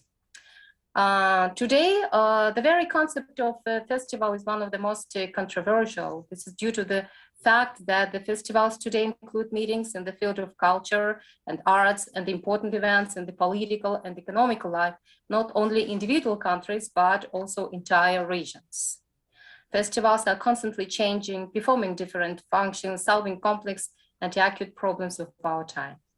And the Republic of Kazakhstan is no exception, is also doing a great job to develop and support various kinds of festivals. And I would like to present briefly to your attention a number of them. In Kazakhstan, both famous and beloved holidays are celebrated, as well as their own specific special ones. So next slide, please. So one of the festival that has been held in Kazakhstan, Toy Kazan. So it is since 2002. So culinary arts and cooking tradition mean a lot to the Kazakhs. That is why a whole festival is dedicated to the topic of cooking. And this festival is held annually, early in autumn. Within the framework of the Toy Kazan festival, there are organized competitions in the preparation of traditional Kazakh dishes. The best chefs from all over the country are fighting for the title of the best. Thousands of guests come to the festival to cheer for their favorites, have fun, of course, and of course try all the dishes. And among the dishes, such iconic dishes like egg, you can see it on the slide, and baursak and kurdak are certainly among the favorites. Next slide. The next one is Nowruz, as it was mentioned before. The Nowruz holiday is celebrated among many Asian peoples, as we know, in particular among those whose states in ancient times were located along the Great Silk Road. Currently, Nowruz is a public holiday in Kazakhstan, and as we know, not only in Kazakhstan, in such countries like Azerbaijan, India, Iran, Uzbekistan, and even in some provinces of China and other countries, of course. This holiday is a day of peace and goodness, has also been and celebrated with noisy folk festivals, competitions in varying kinds of sports and art, as well as plentiful food. The festive table set on this day must have contained a ritual dish, usually meat. So among the Kazakhs, such a treat is Nowruz Koje. It is such kind of drink, which by its composition symbolizes the 7 elements of life necessary for a person. The present Nowruz Koje includes meat and fat, water and salt, flour and cereals, as well as milk. This dish was supposed to give special strength to all those who ate it and tried it, and the large pot in which this dish is prepared symbolized uniting. Nowruz is included in the UNESCO representative list, as we know. So next slide, please. Another festival is Golden Tursugoon. Tursugoon is the name of little small river in eastern Kazakhstan. So since 2008, a very interesting art festival called Golden Tursugoon has been held in the small village of Kutikha. The famous Kazakh poet and writer Alexander Yegorov, the founder of the festival, was born in this village himself, hence such an unusual choice. Despite its not central location, so the festival is popular and gathers poets, writers, songwriters, painters, photographers, craftsmen who make folk and art objects. The co-founder of the festivals are iconic organizations of Kazakhstan, including museums and state departments of culture. Next page. The next one, I would like to show you Ortike. Ortike is a small wooden figurine of a tautike. So tautike means, from Kazakh, means a mount goat tied with a single thread to a puppet musician. This action, fascinated with artless and magical simplicity, is rooted in ancient times. Ortike was fond of both children and adults. It was both ritual and fun. If in classical puppet theaters, the puppeteer actor leads the puppets directly themselves, so it means the analogy of master control. Then in the ancient Turk puppet art, the puppeteer musician conducts the figurine or figurines indirectly through the instrument, and the music played on the instrument. At the same time, Ortike is controlled by one thread, and classical puppet dolls by several. And no less incredible is the Ortike International Puppet Theatre Festival, which has been held annually since 2007 in our country. The main task of the festival are to strengthen international relations, contribute to the development of domestic puppetry art, as well as increase the level of professional and performance skills of actors.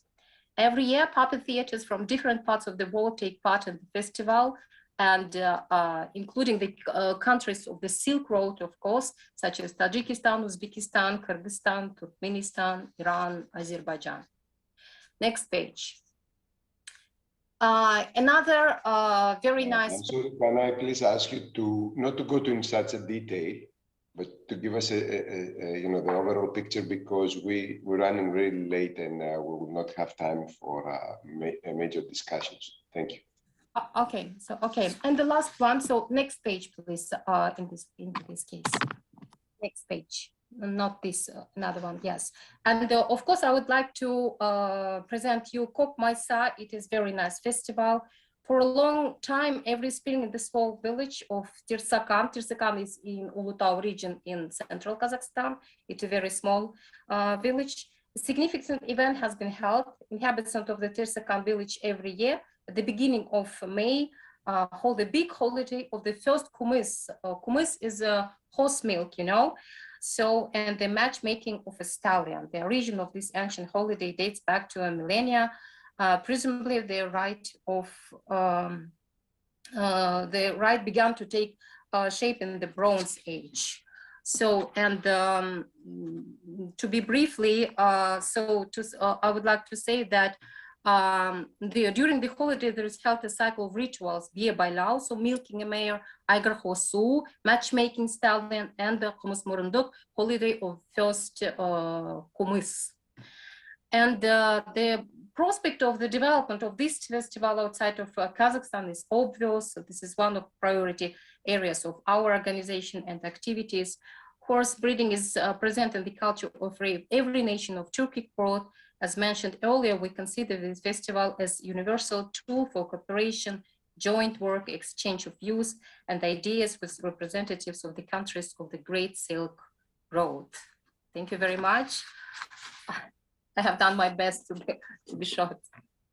Thank you very much. I'm sorry to try to box the wealth and richness of each country as far as intangible cultural heritage concerns into a mere 7 minutes. I know it's an impossible task, but yes.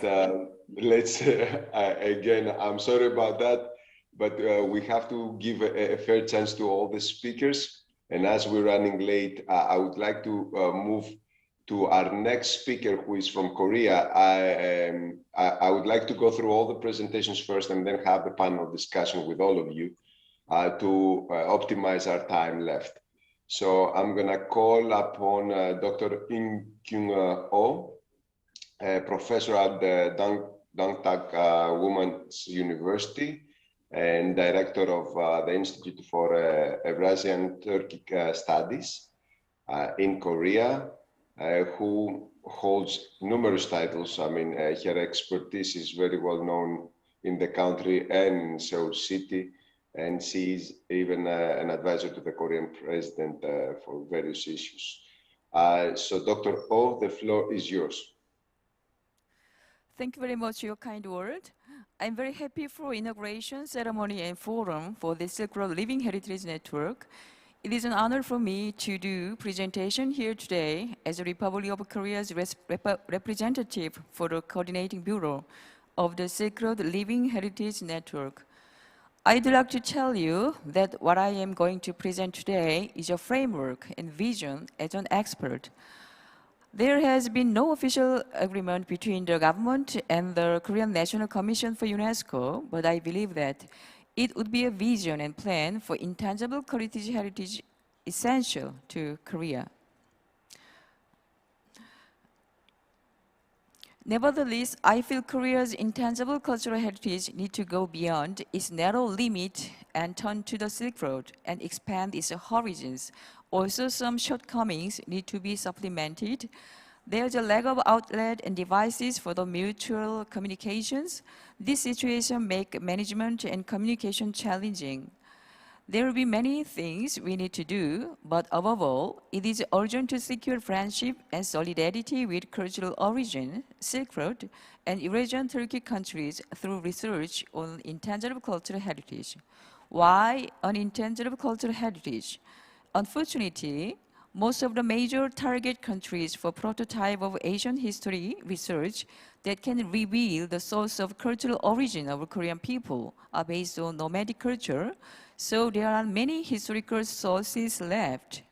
It has no choice but to rely on Chinese data, but there are many distortions that are biased toward Chinese thought, and various small ethnic groups and countries that are interacted through the Silk Road are disparaged or dilated.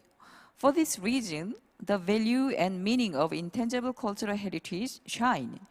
It is necessary to discover and restore the variety of evidence that ancestors of Korea communicated and exchanged with the Eurasian continent via Silk Road. Korea can form a new cultural complex through solidarity and communication with various countries that shared intangible cultural heritage with Korean people, breaking away from our perception of history trapped on Korean Peninsula. It is to expand the stage of history and life that is still alive by discovering and restoring traces of ancient ancestors communicating and interacting with the Eurasian continent through the Silk Road.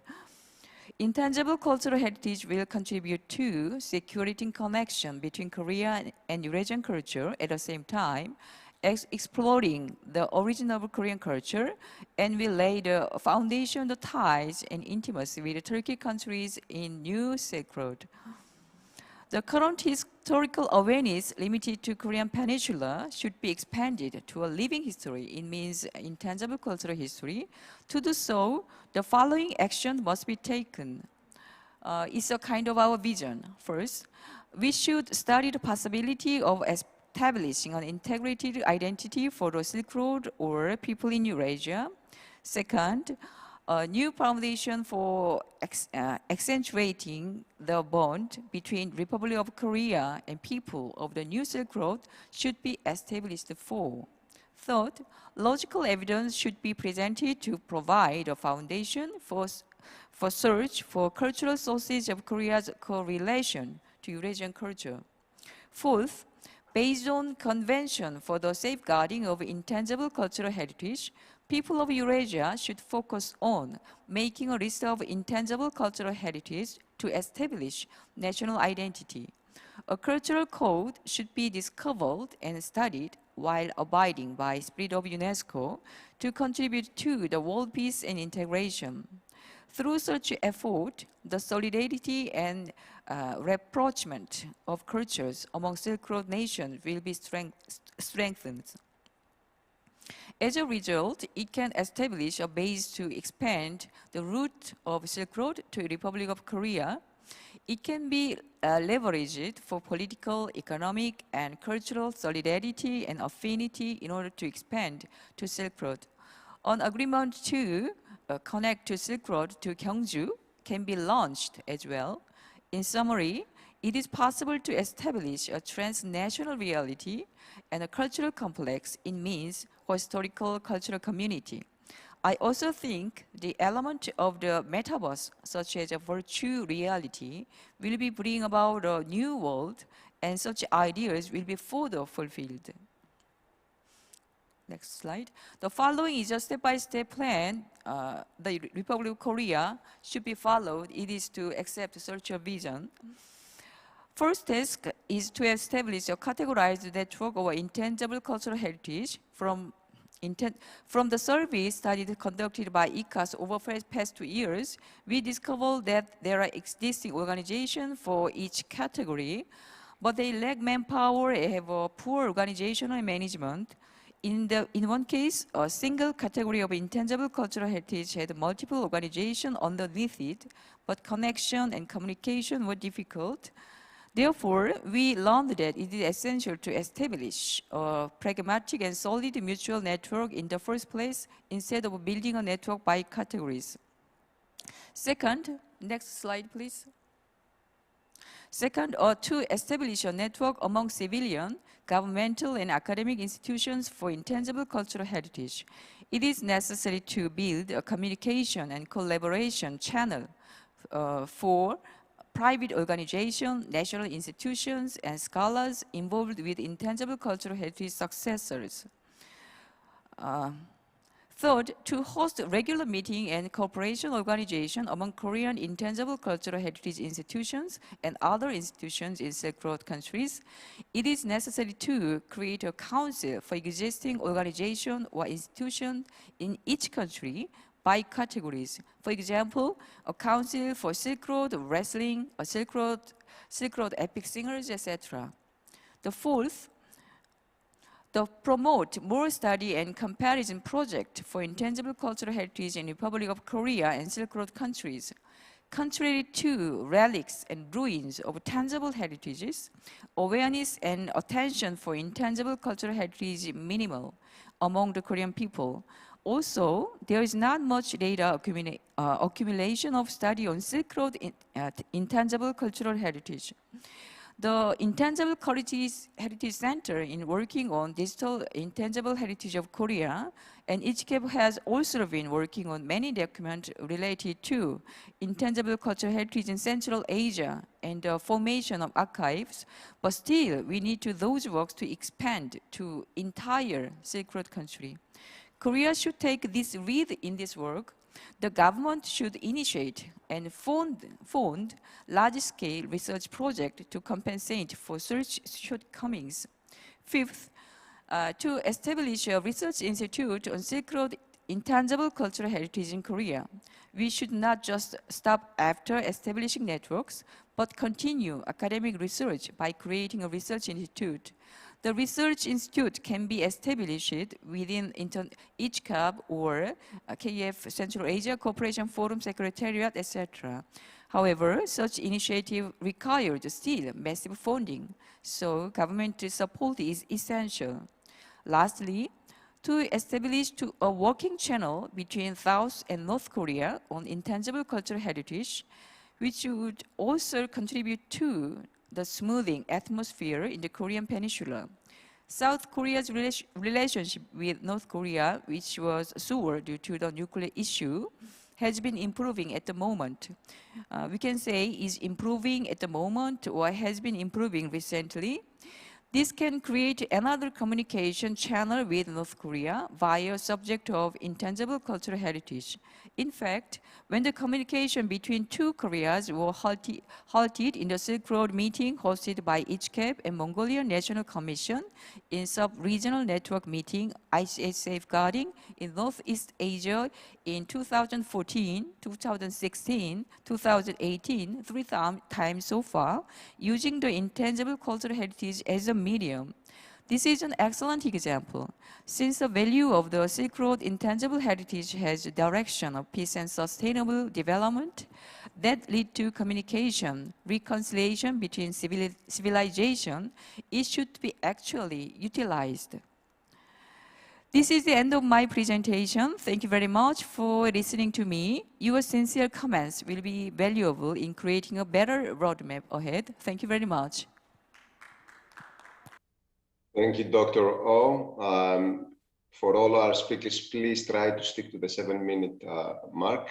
I'm going to call upon now Mr. Burhan Kabacham, a research assistant of the Faculty of Literature at Ankara Hacı Bayram Veli University, who's currently the national coordinator also for the implementation of the project on Silk Road's handicraft workshops.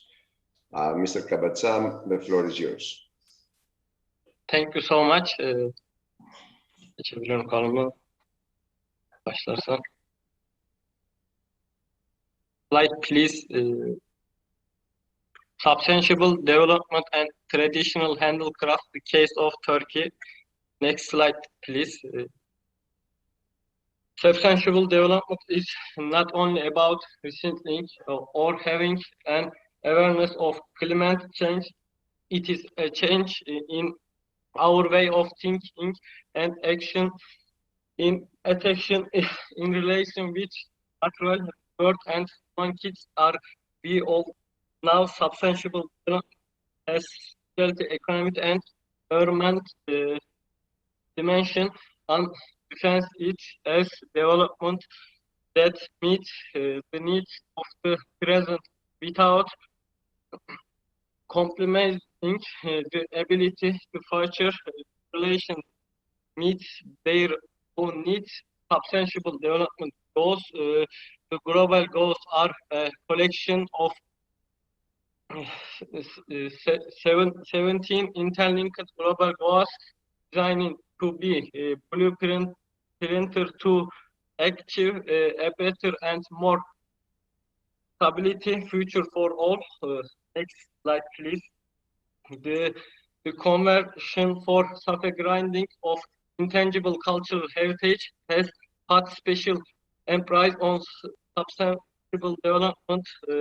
Tangible cultural heritage can effectively contribute to sustainable development along age of dimension and its safe grant is therefore essential if communities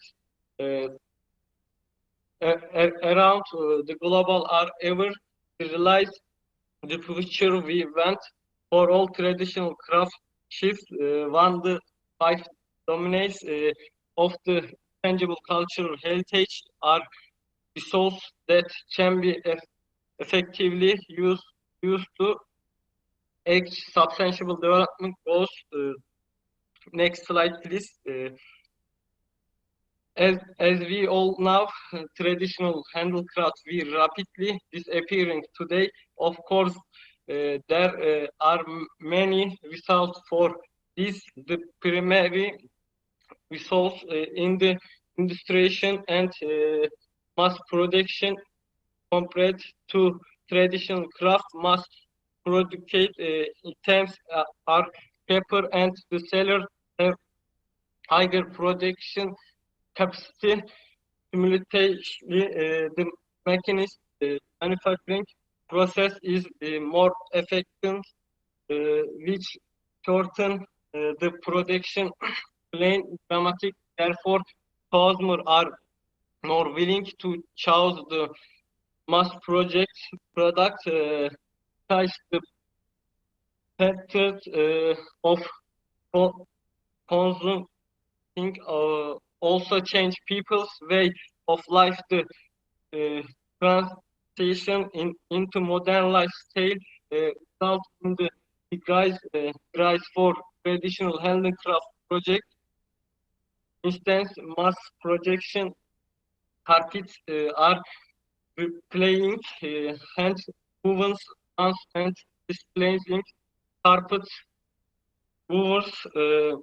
Next slide, please. Meanwhile, young generation are less willing to contain this profession. Learning traditional skills and craft is complicated and time-consuming. It will take 2-3 years to be familiar with one craft. Working in the factories is much less demanding and often comes with a higher salary. Therefore, most of young people are unwilling to inherit the traditional skills.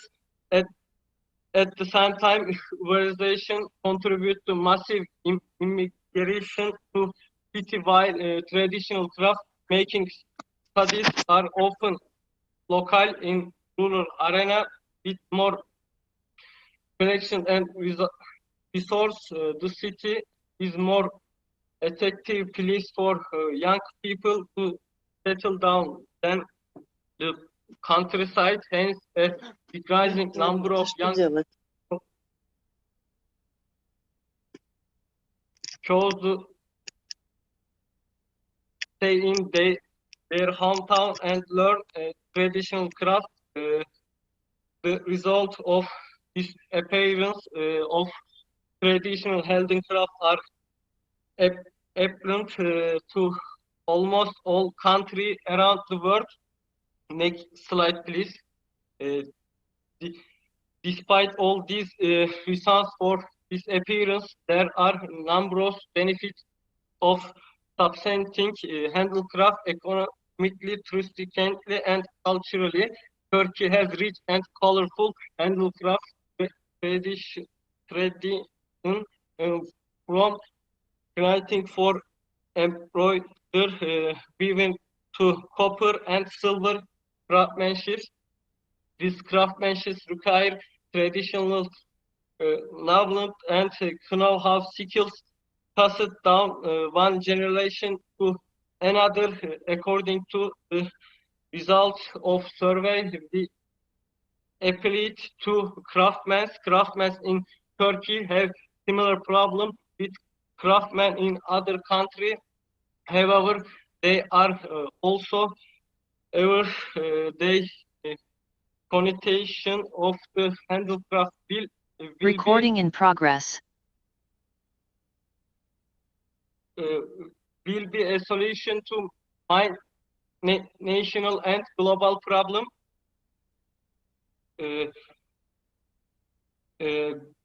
Many craftsmen believe that projects they produce are eco-friendly.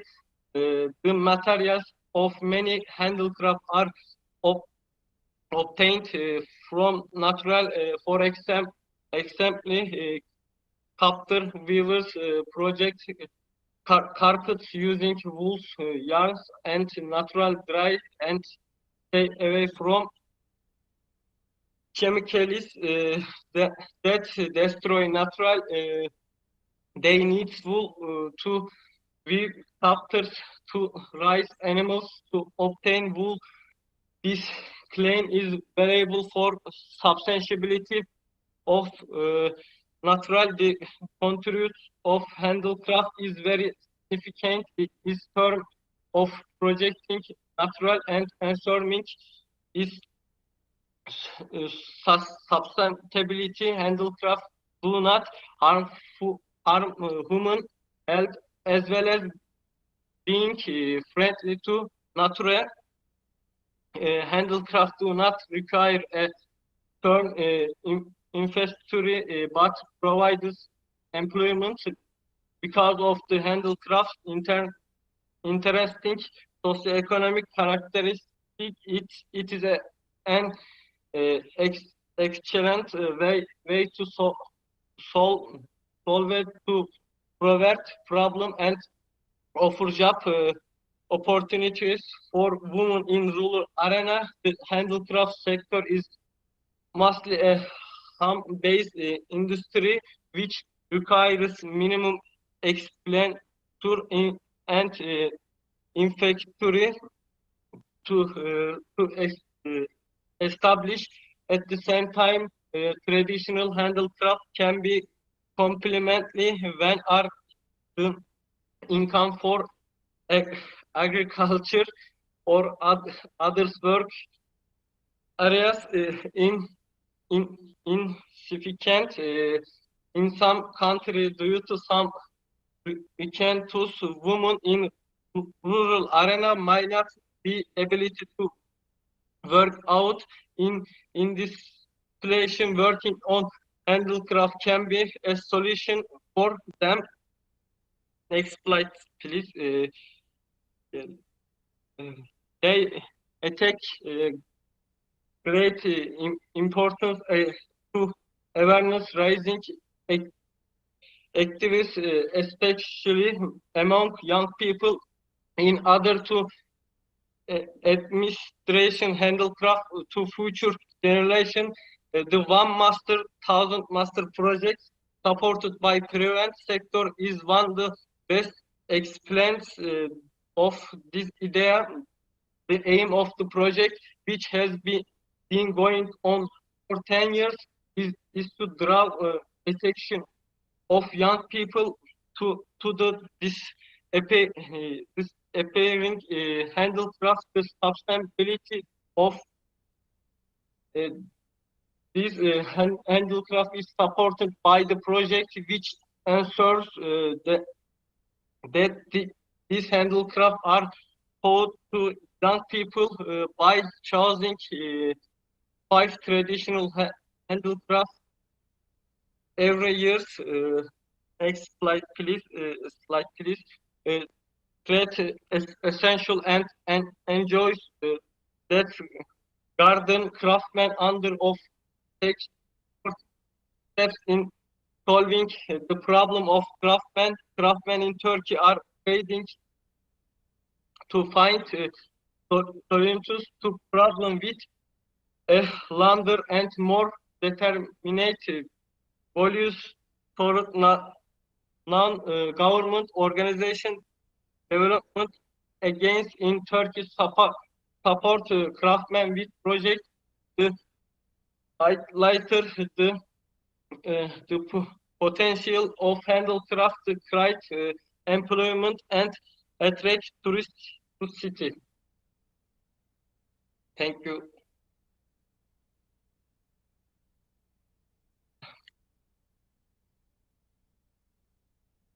I'm sorry, I was muted. Thank you very much, Mr. Kabacham, for presenting us a little bit the situation in Turkey with handicrafts and attracting young people in this area. I will move now to our next speaker, who is Ms. Sarul Arslan, a specialist of the Division of the Intangible Cultural Heritage at the National Center for Cultural Heritage of Mongolia, who has a very interesting mix of educational background, starting from being a lawyer and then moving more to the cultural side, and who has been ever since more and more involved in our part of the world. Ms. Arslan, the floor is yours. Thank you very much. So good day, distinguished guests and organizers and dear colleagues. Due to the time limitation, if you allowed me, I've decided to directly jump to the slide 5. And I do hope it will be distributed later on. So please, slide 5. Okay, so Mongolia, we have the 10,800 ICH practitioners registered in the state cultural heritage database established at the National Center for Cultural Heritage under the Ministry of Culture. 362 ICH elements of the 23 ethnic groups in Mongolia are being registered in 7 domains. 83 elements registered into the national list of ICH in need of urgent safeguarding, and 279 elements registered into the national representative lists. Please, next slide. Just for the demonstration here, you can see the percentage of the ICH elements registered into the national list according to the domains. Next slide. As well here. Next slide, please.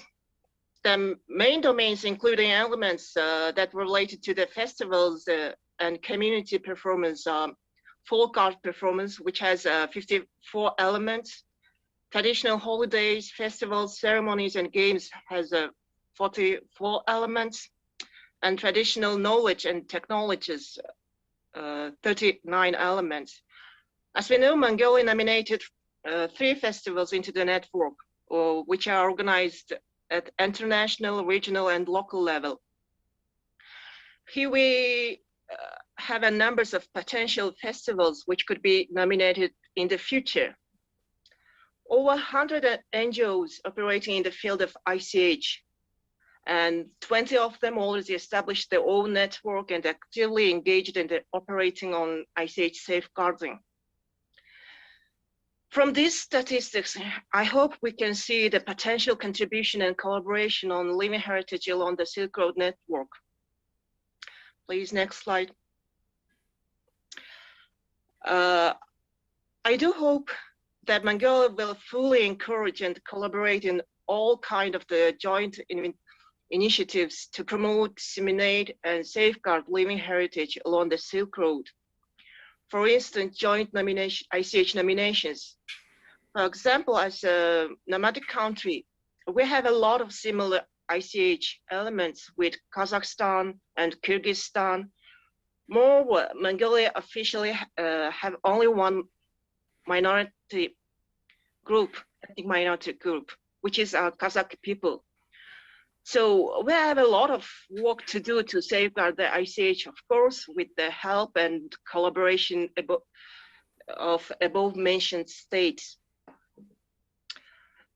Of course, if we dig deep a little bit, then I hope we will find more and more similar sharing elements with other countries. So therefore, we can, for example, have a joint researches, comparative studies on ICH, workshops, and experience sharing, etc. I'm really grateful. I'm really grateful to network and see this network as a platform for collaboration on safeguarding of living heritage along the Silk Road, which is also could be a good practice for the UNESCO Convention.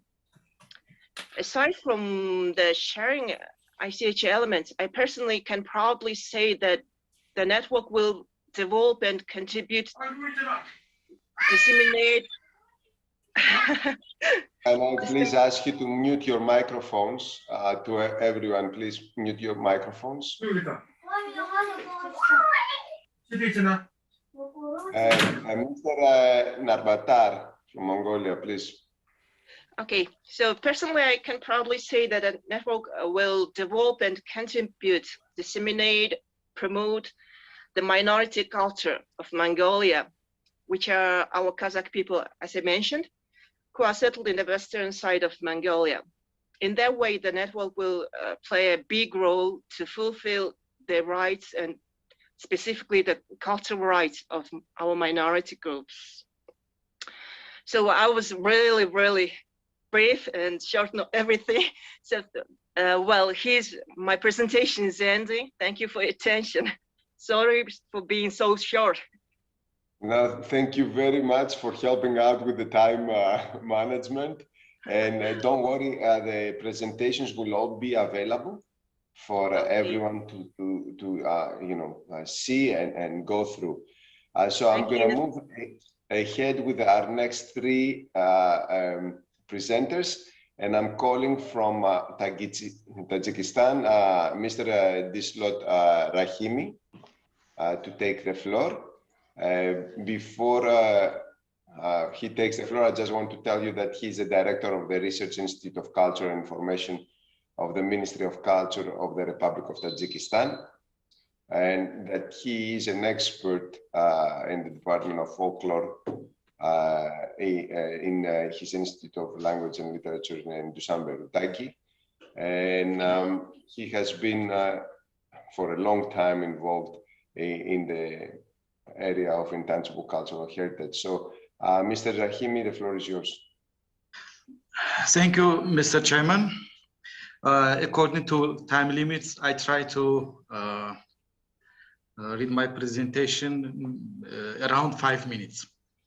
The government of Tajikistan, please next slide. The government of Tajikistan year by year pays more attention to the safeguarding, increasing visibility of the ICH in the territory of country. In 2012 was issued decree of the government of Tajikistan on safeguarding project on intangible cultural heritage of the Tajik people for years 2013 and 2020. Next, please. Next slide. By the decree of the President of Tajikistan, Mr. Emomali Rahmon, the 2019-2021 announced as the years of rural development, tourism, and folk crafts. It put significant contribution to the development of the intangible cultural heritage, including folk crafts, traditional cuisine, and revival of some ICH elements. Next, please. According to this announcement, craftsmen were exempted from paying taxes on handmade products made at home, and these measures also contributed to the development of the traditional crafts. As a result, many housewives became interested in traditional crafts. Young people began to show interest in traditional folk crafts. Next slide, please. Festivals are capable of demonstration and evaluation of cultural traditions, as well as they put a considerable contribution to the development of tourism and the local economy. In its broader sense, festivals may refer to not to any particular event, but to expressive aspect of all human activity. Next, please. Festival also gives people a sense of national or ethnic identity, builds social integration, solidarity, and makes the friendship atmosphere. Next, please, next slide. Oh, this is, okay, please back. Back slide. There are different festivals in Tajikistan which can be categorized into seasonal, culinary festivals, musical festivals, festival of folk crafts, festival of traditional dresses, folklore festival, agricultural festival, and etc. In Tajikistan, during the independence of the country, we revived some old holidays of Iranian people like Sada, Mehrigan, and Sairi Gulilola, Tulip Festival. But it should be noted that they were revived based on some existed and viable folk celebrations. Please, next. Please go back. Go back. This, thank you. The Republican Television Festival contest of folk art, called as Andaleb, consists of exhibition of folk handicraft products called Craft Bazaar, exhibition of traditional national clothes, performance of folk songs, traditional dances, staging fragments of traditional rituals, and much more. Please, next slide. The festivals have great contribution to safeguarding and ensuring viability of traditional events, folklore, performance art, knowledge and practices regarding the nature. Thus, in understanding the festivals of different communities allows us for dialogue between cultures, laying the foundation for mutual respect for different lifestyles. Festivals strengthen solidarity within society, allowing people to feel part of the community and society. Thank you very much for your attention. Thank you very much, Mr. Rahimi, for helping out with the time management also. So our eighth presentation is coming from Kyrgyzstan now. And we have Dr. Dinara. I'm gonna maybe make a mistake here, but I'm gonna try Chazunbaeva or Hokunbaeva. I'm sorry if I pronounce it wrong.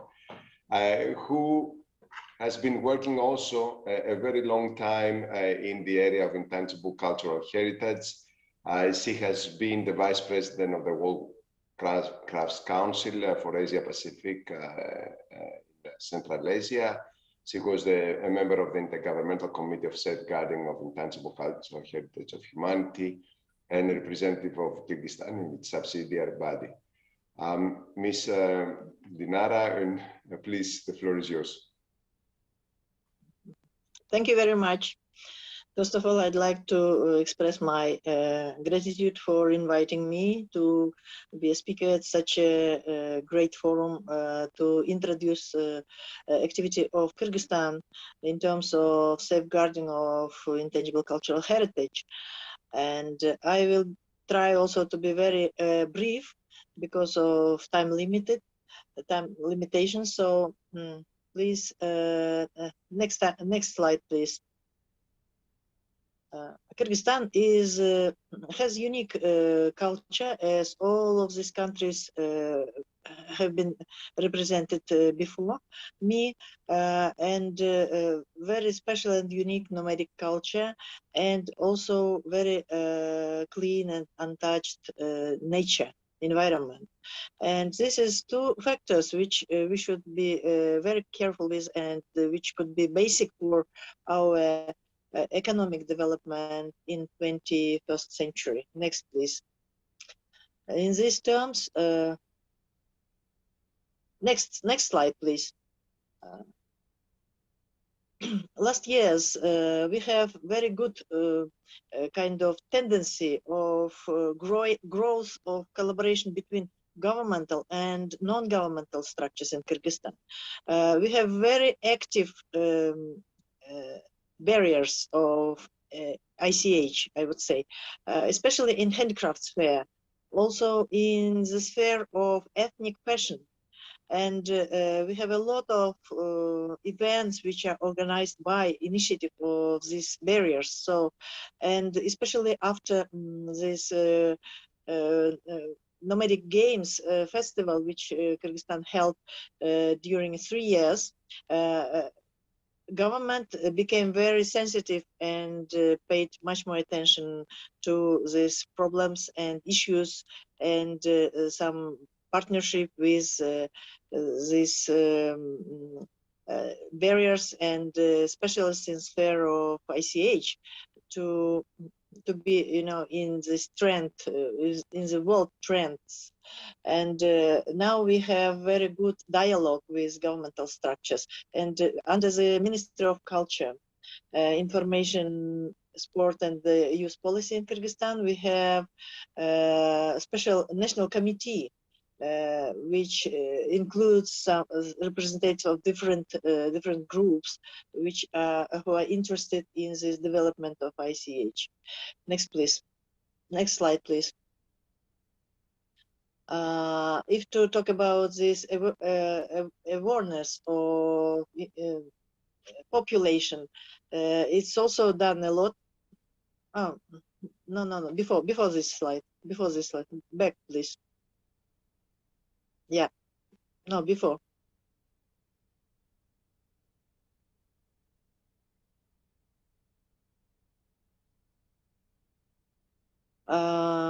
Before this slide, please. Yes, thank you. So it's a lot of TV programs and publications and researches. So many information is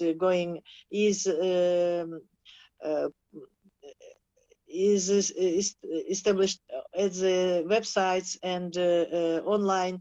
So and people more and more, population more and more is aware about importance of ICH and the necessity to safeguard it, to keep it, and to develop. Next, please.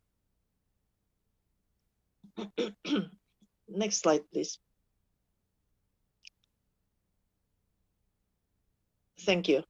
So, and another very important thing is how to transfer knowledge and skills of traditional heritage to the next young generation. And in Kyrgyzstan, we have two ways how it's done. First, of course, it is traditional way. Ustad Shakirt. It is from mentor to student, which is known in traditional culture. When it is done practiced within the family or within the community. But at the present days, we have also many international organizations which financially support NGOs, supporting organizations or local communities to provide such trainings where these organizations invite barriers of traditional culture to be trainers. Next, please. And a lot of support in this of being intermediate organization we get from Kyrgyz Patent. It is national agency of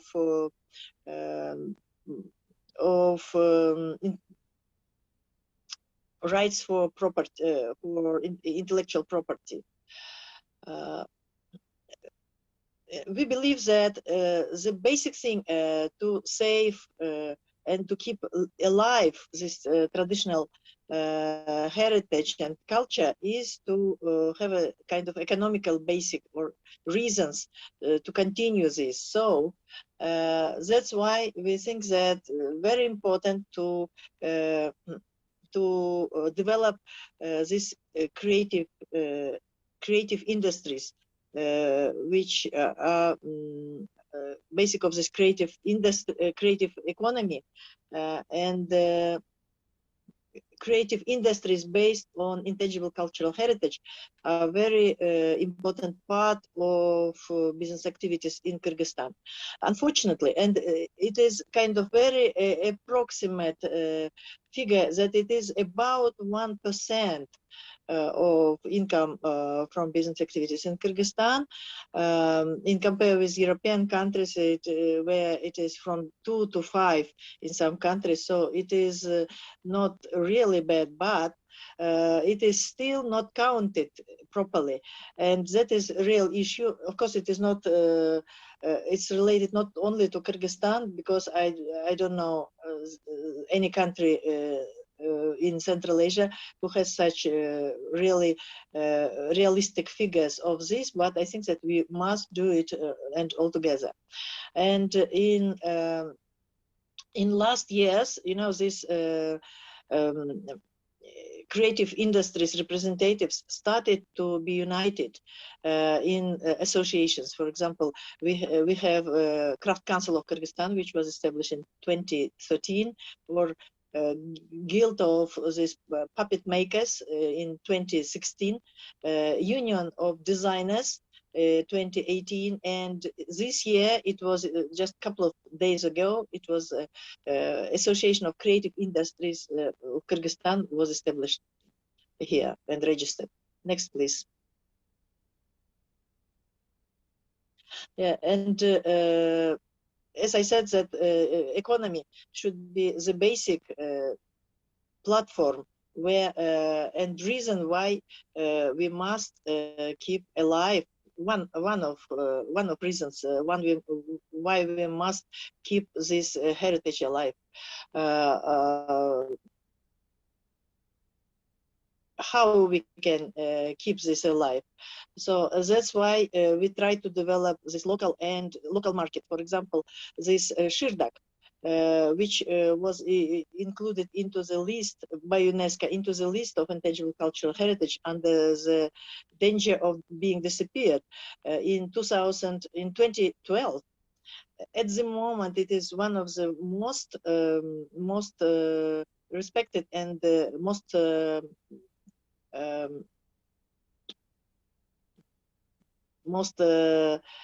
demanded product in local market and abroad. For example, in just average in touristic market, and the average income of this felt carpet maker is about from $6,000 to $8,000 US a year, and from export it is from $11,000 a year. So it means that it is rural women, you know, living in countryside, and for them it is quite good income.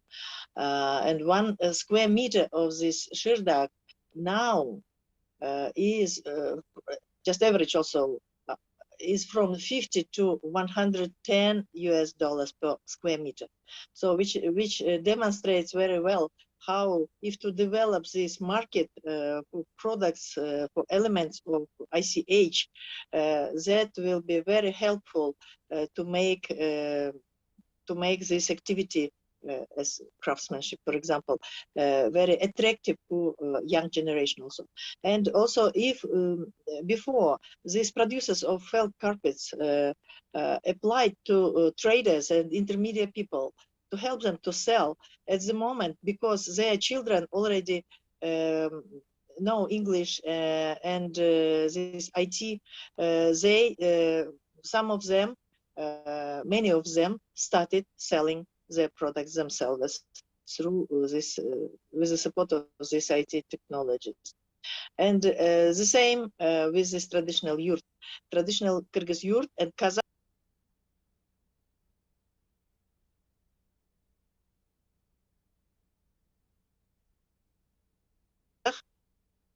Mongolia. At the moment, the yurt became, you know, the very important part of any events in Kyrgyzstan, and is used as a, you know, in every festivals or cultural or political or social events, yurt is used on very official level and has very good export potential. Next, please. Next slide, please. Yes, and if to say about festivals, yes, we have a lot of festivals, the same as in Kazakhstan or Uzbekistan, and one of the most eldest festival, it is Festival of Traditional Culture and Crafts, OIMO, which is held by our organization, Central Asia Craft Support Association Resource Center in Kyrgyzstan, with the support of Ministry of Culture since 2006. And this is one of the very popular platform for exchanging of experience and trade in Central Asia, and it was recognized in 2017 as the best touristic event in country. Next, please. Next, please.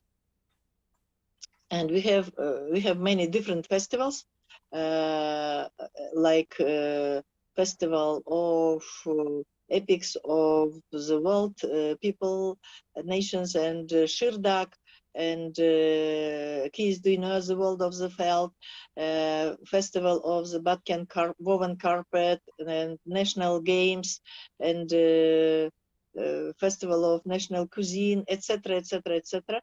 Even festivals, very little local festivals which are held by local governments, like a Festival of the apricots or ICHCAP apples, something like that, you know, to attract people to the products of ecological or cultural product of the local population of farmers. So, and most of these festivals are held by initiatives of the local barriers of ICH. That is very important by my opinion, and are supported by local governments like the village administrations, etc.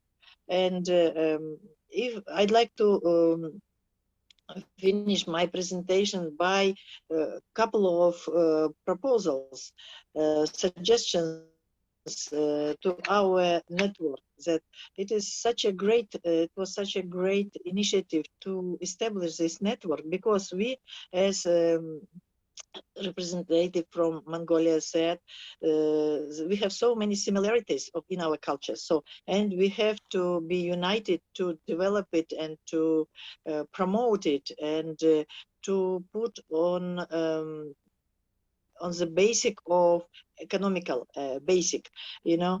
For example, we can do all together this Kazakh, Kyrgyz, Mongolia, we can do the common festival, you know, with the changing location throughout these three countries, for example, the Yurt and Ger, or several countries, including Uzbekistan. I'm sorry to interrupt you, but you will have the chance to converse on this exactly item right after with our panel discussion, because this will be actually a question for you right after. So please bear with me. Let us go to our last speaker, to Dr. Bastami Rad, who is coming to us from Iran, and he's the director of the Iranian Silk Road Research Center, right, with a PhD in history. He has been an assistant professor in the Department of History, Faculty of Letters and Human Sciences in Shahid Beheshti University in Tehran. And his specialization and research interests are the history of city and urbanization, geographical history of the cultures, civilization and cities along the Silk Road. Mr. Bastami Rad, the floor is yours. Hello, everyone. Do you hear me? Hello? Okay. Thank you very much. Thank you.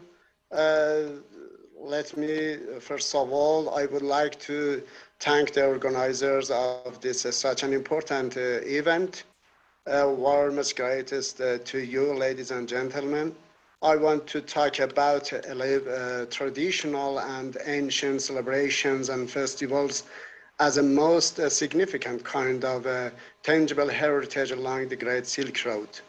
It is interesting to note that some Iranian Persian celebrations and festivals are held for more than 2,500 years, and there are special architectural monuments and also cultural monuments for them in Iran and other countries in the region that emphasize cultural interactions between different nations in Iran, Central Asia, Caucasus, Mesopotamia, and also Indian region.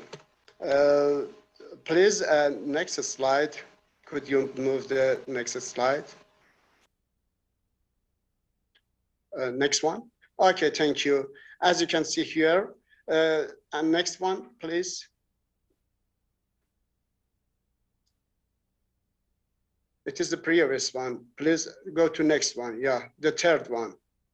Okay, thank you very much. That's okay. As you can see here, the Iranian Persian calendar that I would like to talk about it is the most accurate calendar and one of the oldest one around the world, which is why Iranians still use it as an official and traditional calendar. Please, next one that I will show to you about this calendar and why the celebration is, no, the next one. It is the previous one. The other one? Okay, thank you very much. As you can see here, the Persian calendar as a perfect calendar around the world, it has less than 1 second per year in approximated error. But for instance, Julian calendar has 2 seconds per year. It has error. It is very important for this because I would like to talk about the celebration.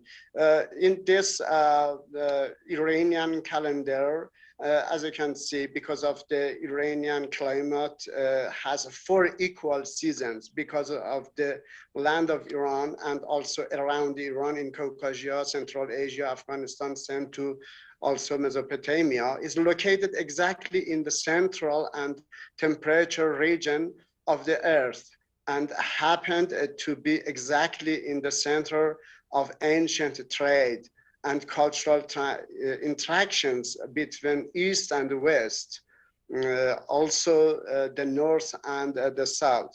Please go to the next slide. Okay, as you can see here, for instance, about the nights and days. We have one great night per year. It is the 3rd of Azar. It is, I think, wrong in this presentation. It is the 3rd of Azar. It is exactly 21 of December. More than 40 hours of night, longest and darkest night of the Persian year, the first day of winter, that we called it Shab Chelle or Yalda. And also the longest day of in the end of Iranian spring and the last day of spring and first day of summer in Persian year, it is the 3rd one of Khordad or 21 of June. The day is more than 40 hours and night is less than 10 hours. Because of that, we have many celebrations along the year, more than 12 celebrations per month. It is a traditional and ancient events and celebrations that Iranian and also the people around the region, they use it and celebrate it along these ancient times up to now. Please go to next one. The next slide, please. Okay. Yalda, one of the Iranian celebration that is still alive, it is one of the most important celebration in Iran. All Iranians in Iran and other countries celebrate it, and in some countries in the region, it is an important celebration. Yalda celebration is one of the longest night of the year in the Iranian, as I mentioned, in the solar calendar of Persian calendar, it is 30th of Azar, or 21 of December. Please go to next slide.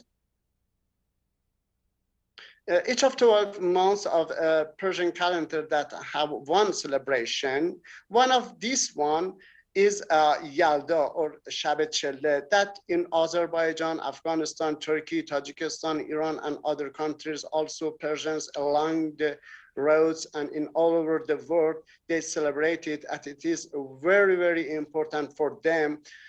And they have many events in this great night. Please go to the next slide.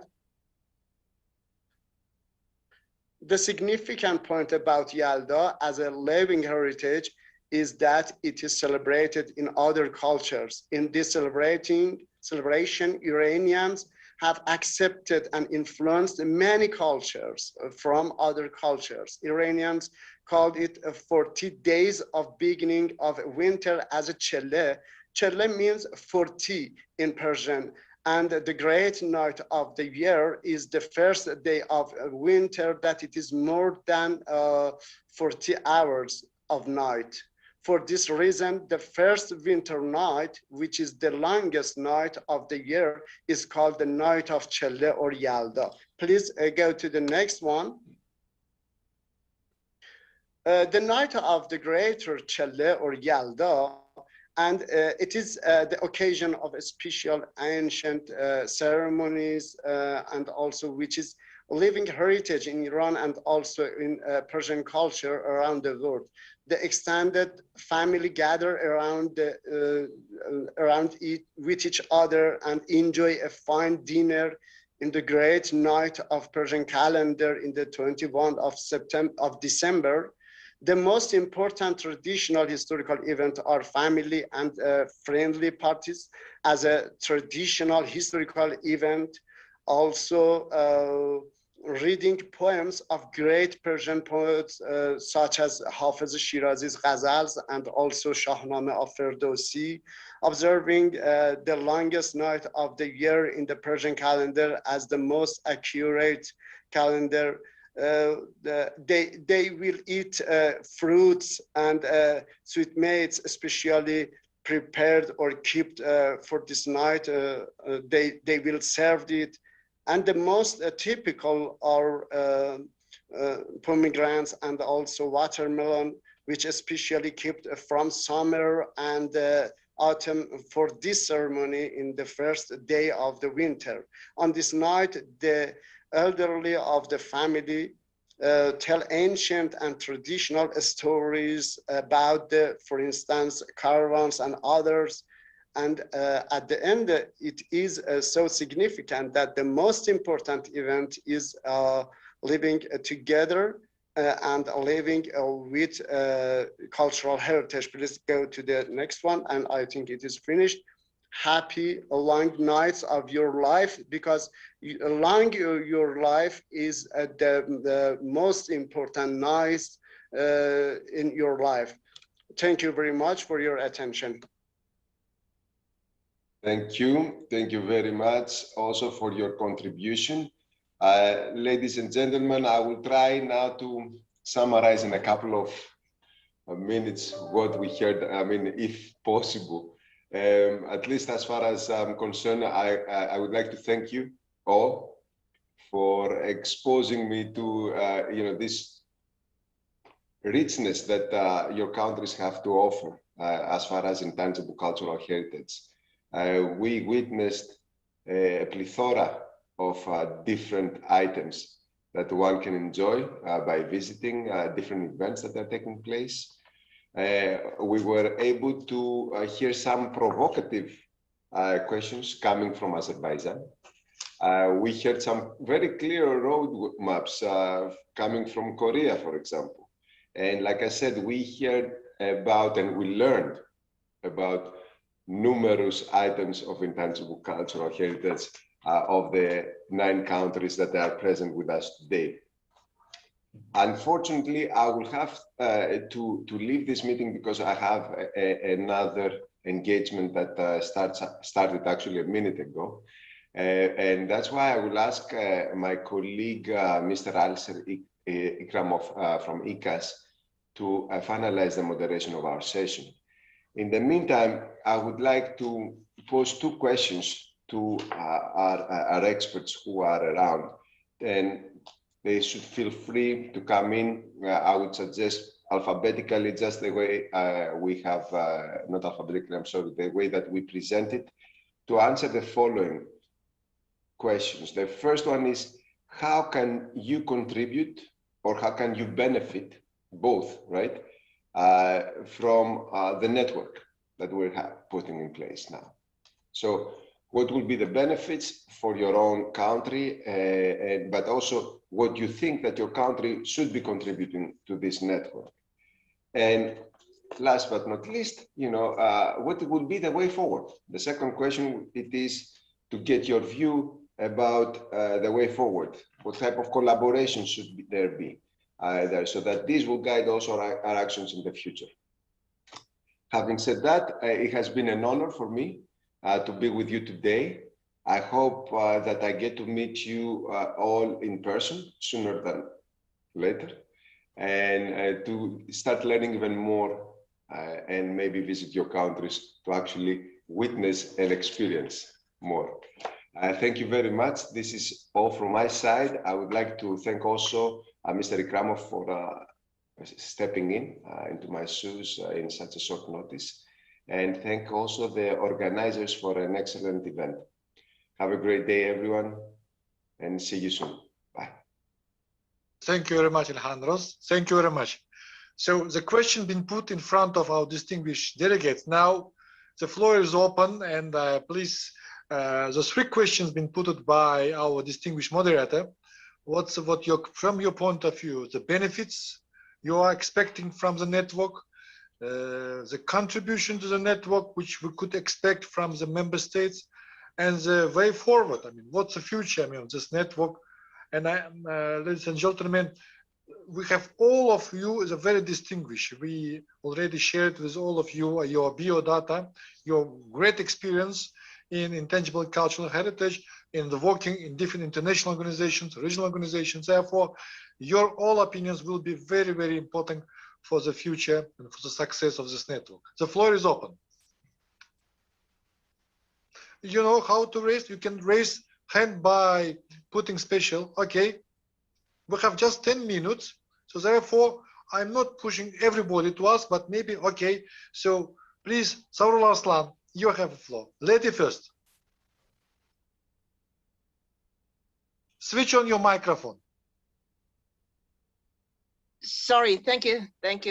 So as we say together we can stand strong. So we will be bring the mutual understanding promotion at the international and the global level, sharing good practices and learning from each other. So in the future, the network can, under the umbrella of the network, that can operate the NGO networks, joint programs, and joint researches, exhibitions, and festivals. There are a lot of things we have to do together. Thank you. Thank you very much. Thank you very much. So now, the same three questions to the rest of delegates or participants, because of course tomorrow during the coordinating bureau we will discuss maybe in more concrete terms work plan for next year. So maybe if you will come up with some concrete proposals, because in some of the presentations already been some proposals, concrete proposals for the network, what to do. But currently, let's just brainstorming in terms of what your expectation, what's your possible contribution, and what's the way forward. Thank you very much, Saurul Arslan. So anybody else, please? Any volunteers?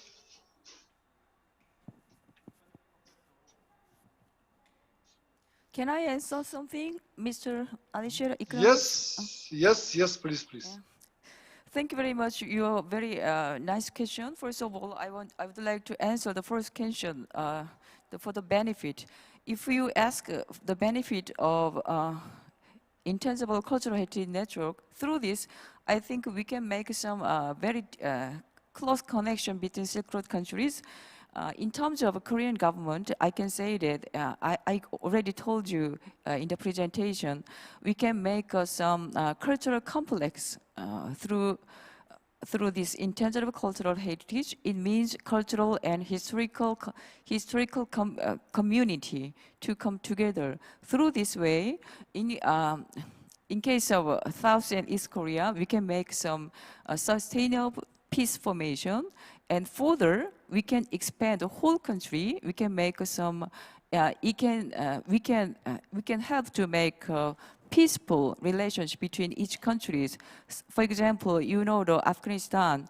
In case for the we have nowadays we have very secure problem in the world. Through this connection, we can solve the problem in the political, and further we can formation of the.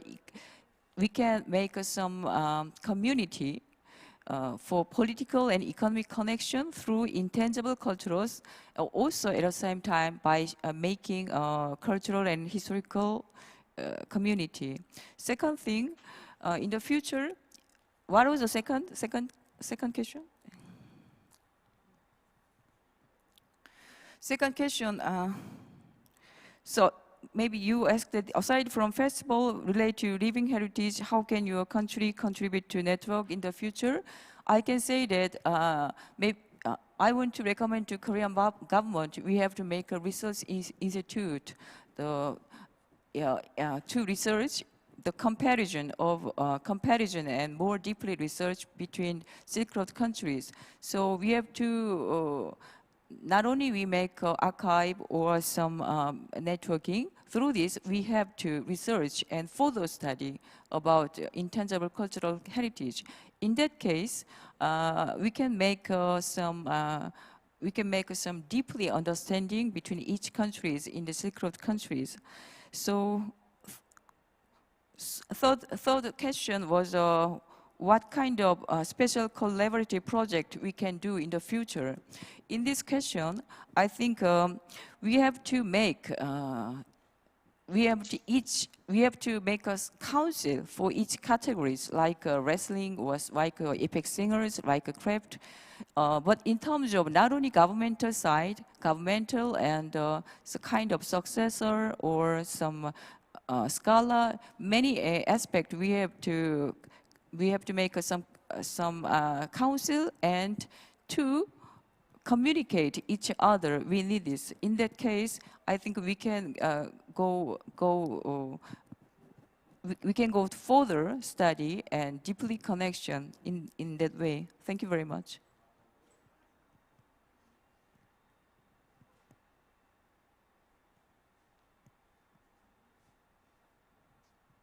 Your microphone was off, Mr. Ikramov. I'm not sure if you're inviting me or not. Yes, I'm inviting you because I've been put on the screen. That's why. Okay. Yeah, sure. Yeah, okay, thank you. So I just wanted to make a suggestion, which I think is, for me, as somebody who's not only from the academic community, but also from the NGO community with regard to the convention, the plea that we work hard, that this works on different levels, the networking, and that we try to avoid it remaining as a kind of state to state or even official expert to official expert level, and really think very deeply how it can become a network, as our colleague from Mongolia just mentioned, for NGOs and civil society organizations, and most particularly organizations related to bearer communities, because this is how we really put the idea of participation of the 2003 convention into action. And we're ideally situated to be able to provide that impetus and to facilitate that, because often this kind of networking does require a framework to work within, and we can be a very valuable one for this region of the Silk Road's countries. Thank you.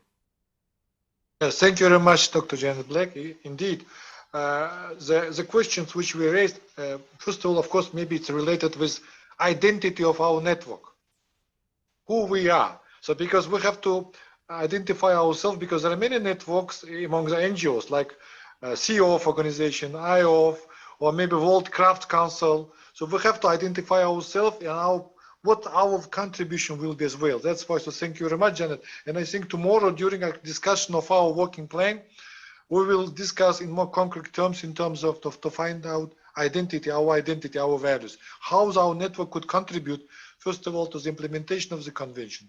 Secondly, as you mentioned, but maybe more holistically, the idea of culture of peace and sustainable development, how we can contribute, because here we have unique combination of scholars, academia, practitioners, because among us, there are practitioners. For example, I know Dinara Chochumbayeva, she is a prominent person in Central Asia. She was a member of the Vice President of World Craft Council, and she great experience in practice. We have yourself, expert. We have many Dilshot Rahimi experts. So we have different types of personalities with great experiences. And therefore, I mean, I think it's a good one of the opportunities that we're diverse. So ladies and gentlemen, maybe if you will allow me, we will, since the time frame, we are already short of time. If you allow me, tomorrow during the private meeting of Coordinating Bureau, we will maybe discuss in details the issues of the contribution of particularly of member states, the way forward in more concrete terms in terms of working plan. And now maybe if you allow me, I will just close this session. I will give floor to the organizers for the closing ceremony of the first day. Do you agree, ladies and gentlemen? With your permission. Because I understand we're already a little bit behind of the schedule. So now, if it's like that, I'm giving the floor to the organizers. Please. Alicia. Okay. Thank you. You know, from the Organizing Institute viewpoint, I would like to thank all the participants for your informative presentation.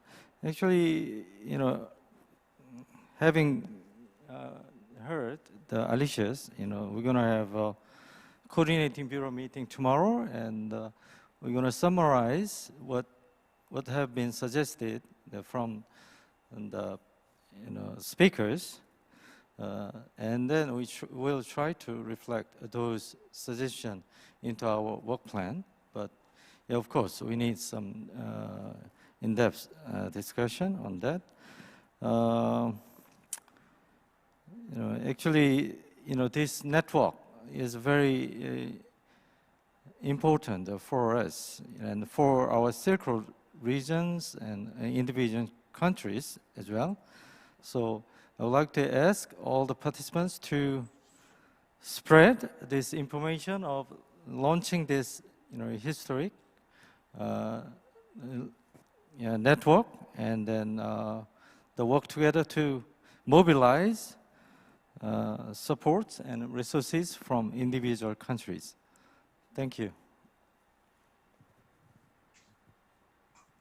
That's it.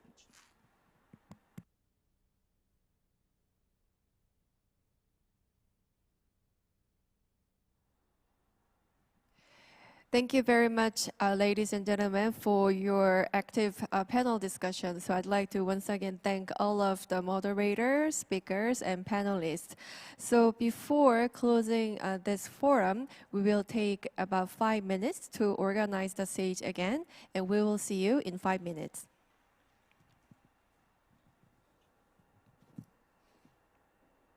Now, these distinguished members, you could have coffee break at home. And what will